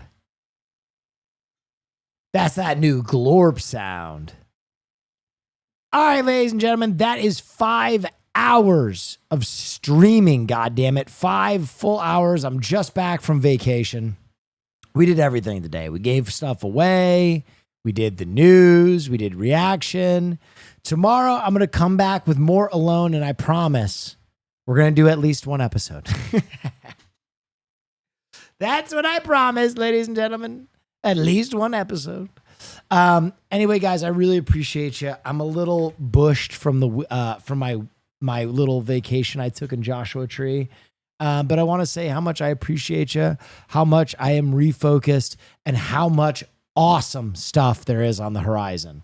We're going to Germany. We're making a video with Wubby. We're doing a stream with Detoon. We're doing a paranormal investigation stream with Detoon. We got TwitchCon coming up. We got a super secret super project coming up. I've been working on my comic book. We got a bunch of content coming up that I'm so freaking excited about. And I've been working like a dog to give it to you. So I really appreciate you. I'm going to send you over to Nesua. Please give him the same love and respect you give me. I'm going to go hang out with my girlfriend and call it early tonight. I'll be back on early tomorrow. I'll be back on at around 6 p.m. We got a bunch of very good stuff coming. We're going to be watching some Alone. We're going to be playing some games, and we're going to be back to doing what we're doing. Stay dangerous, everybody. Thanks for tuning in every night. I appreciate you, and we'll see you next time. Goodbye.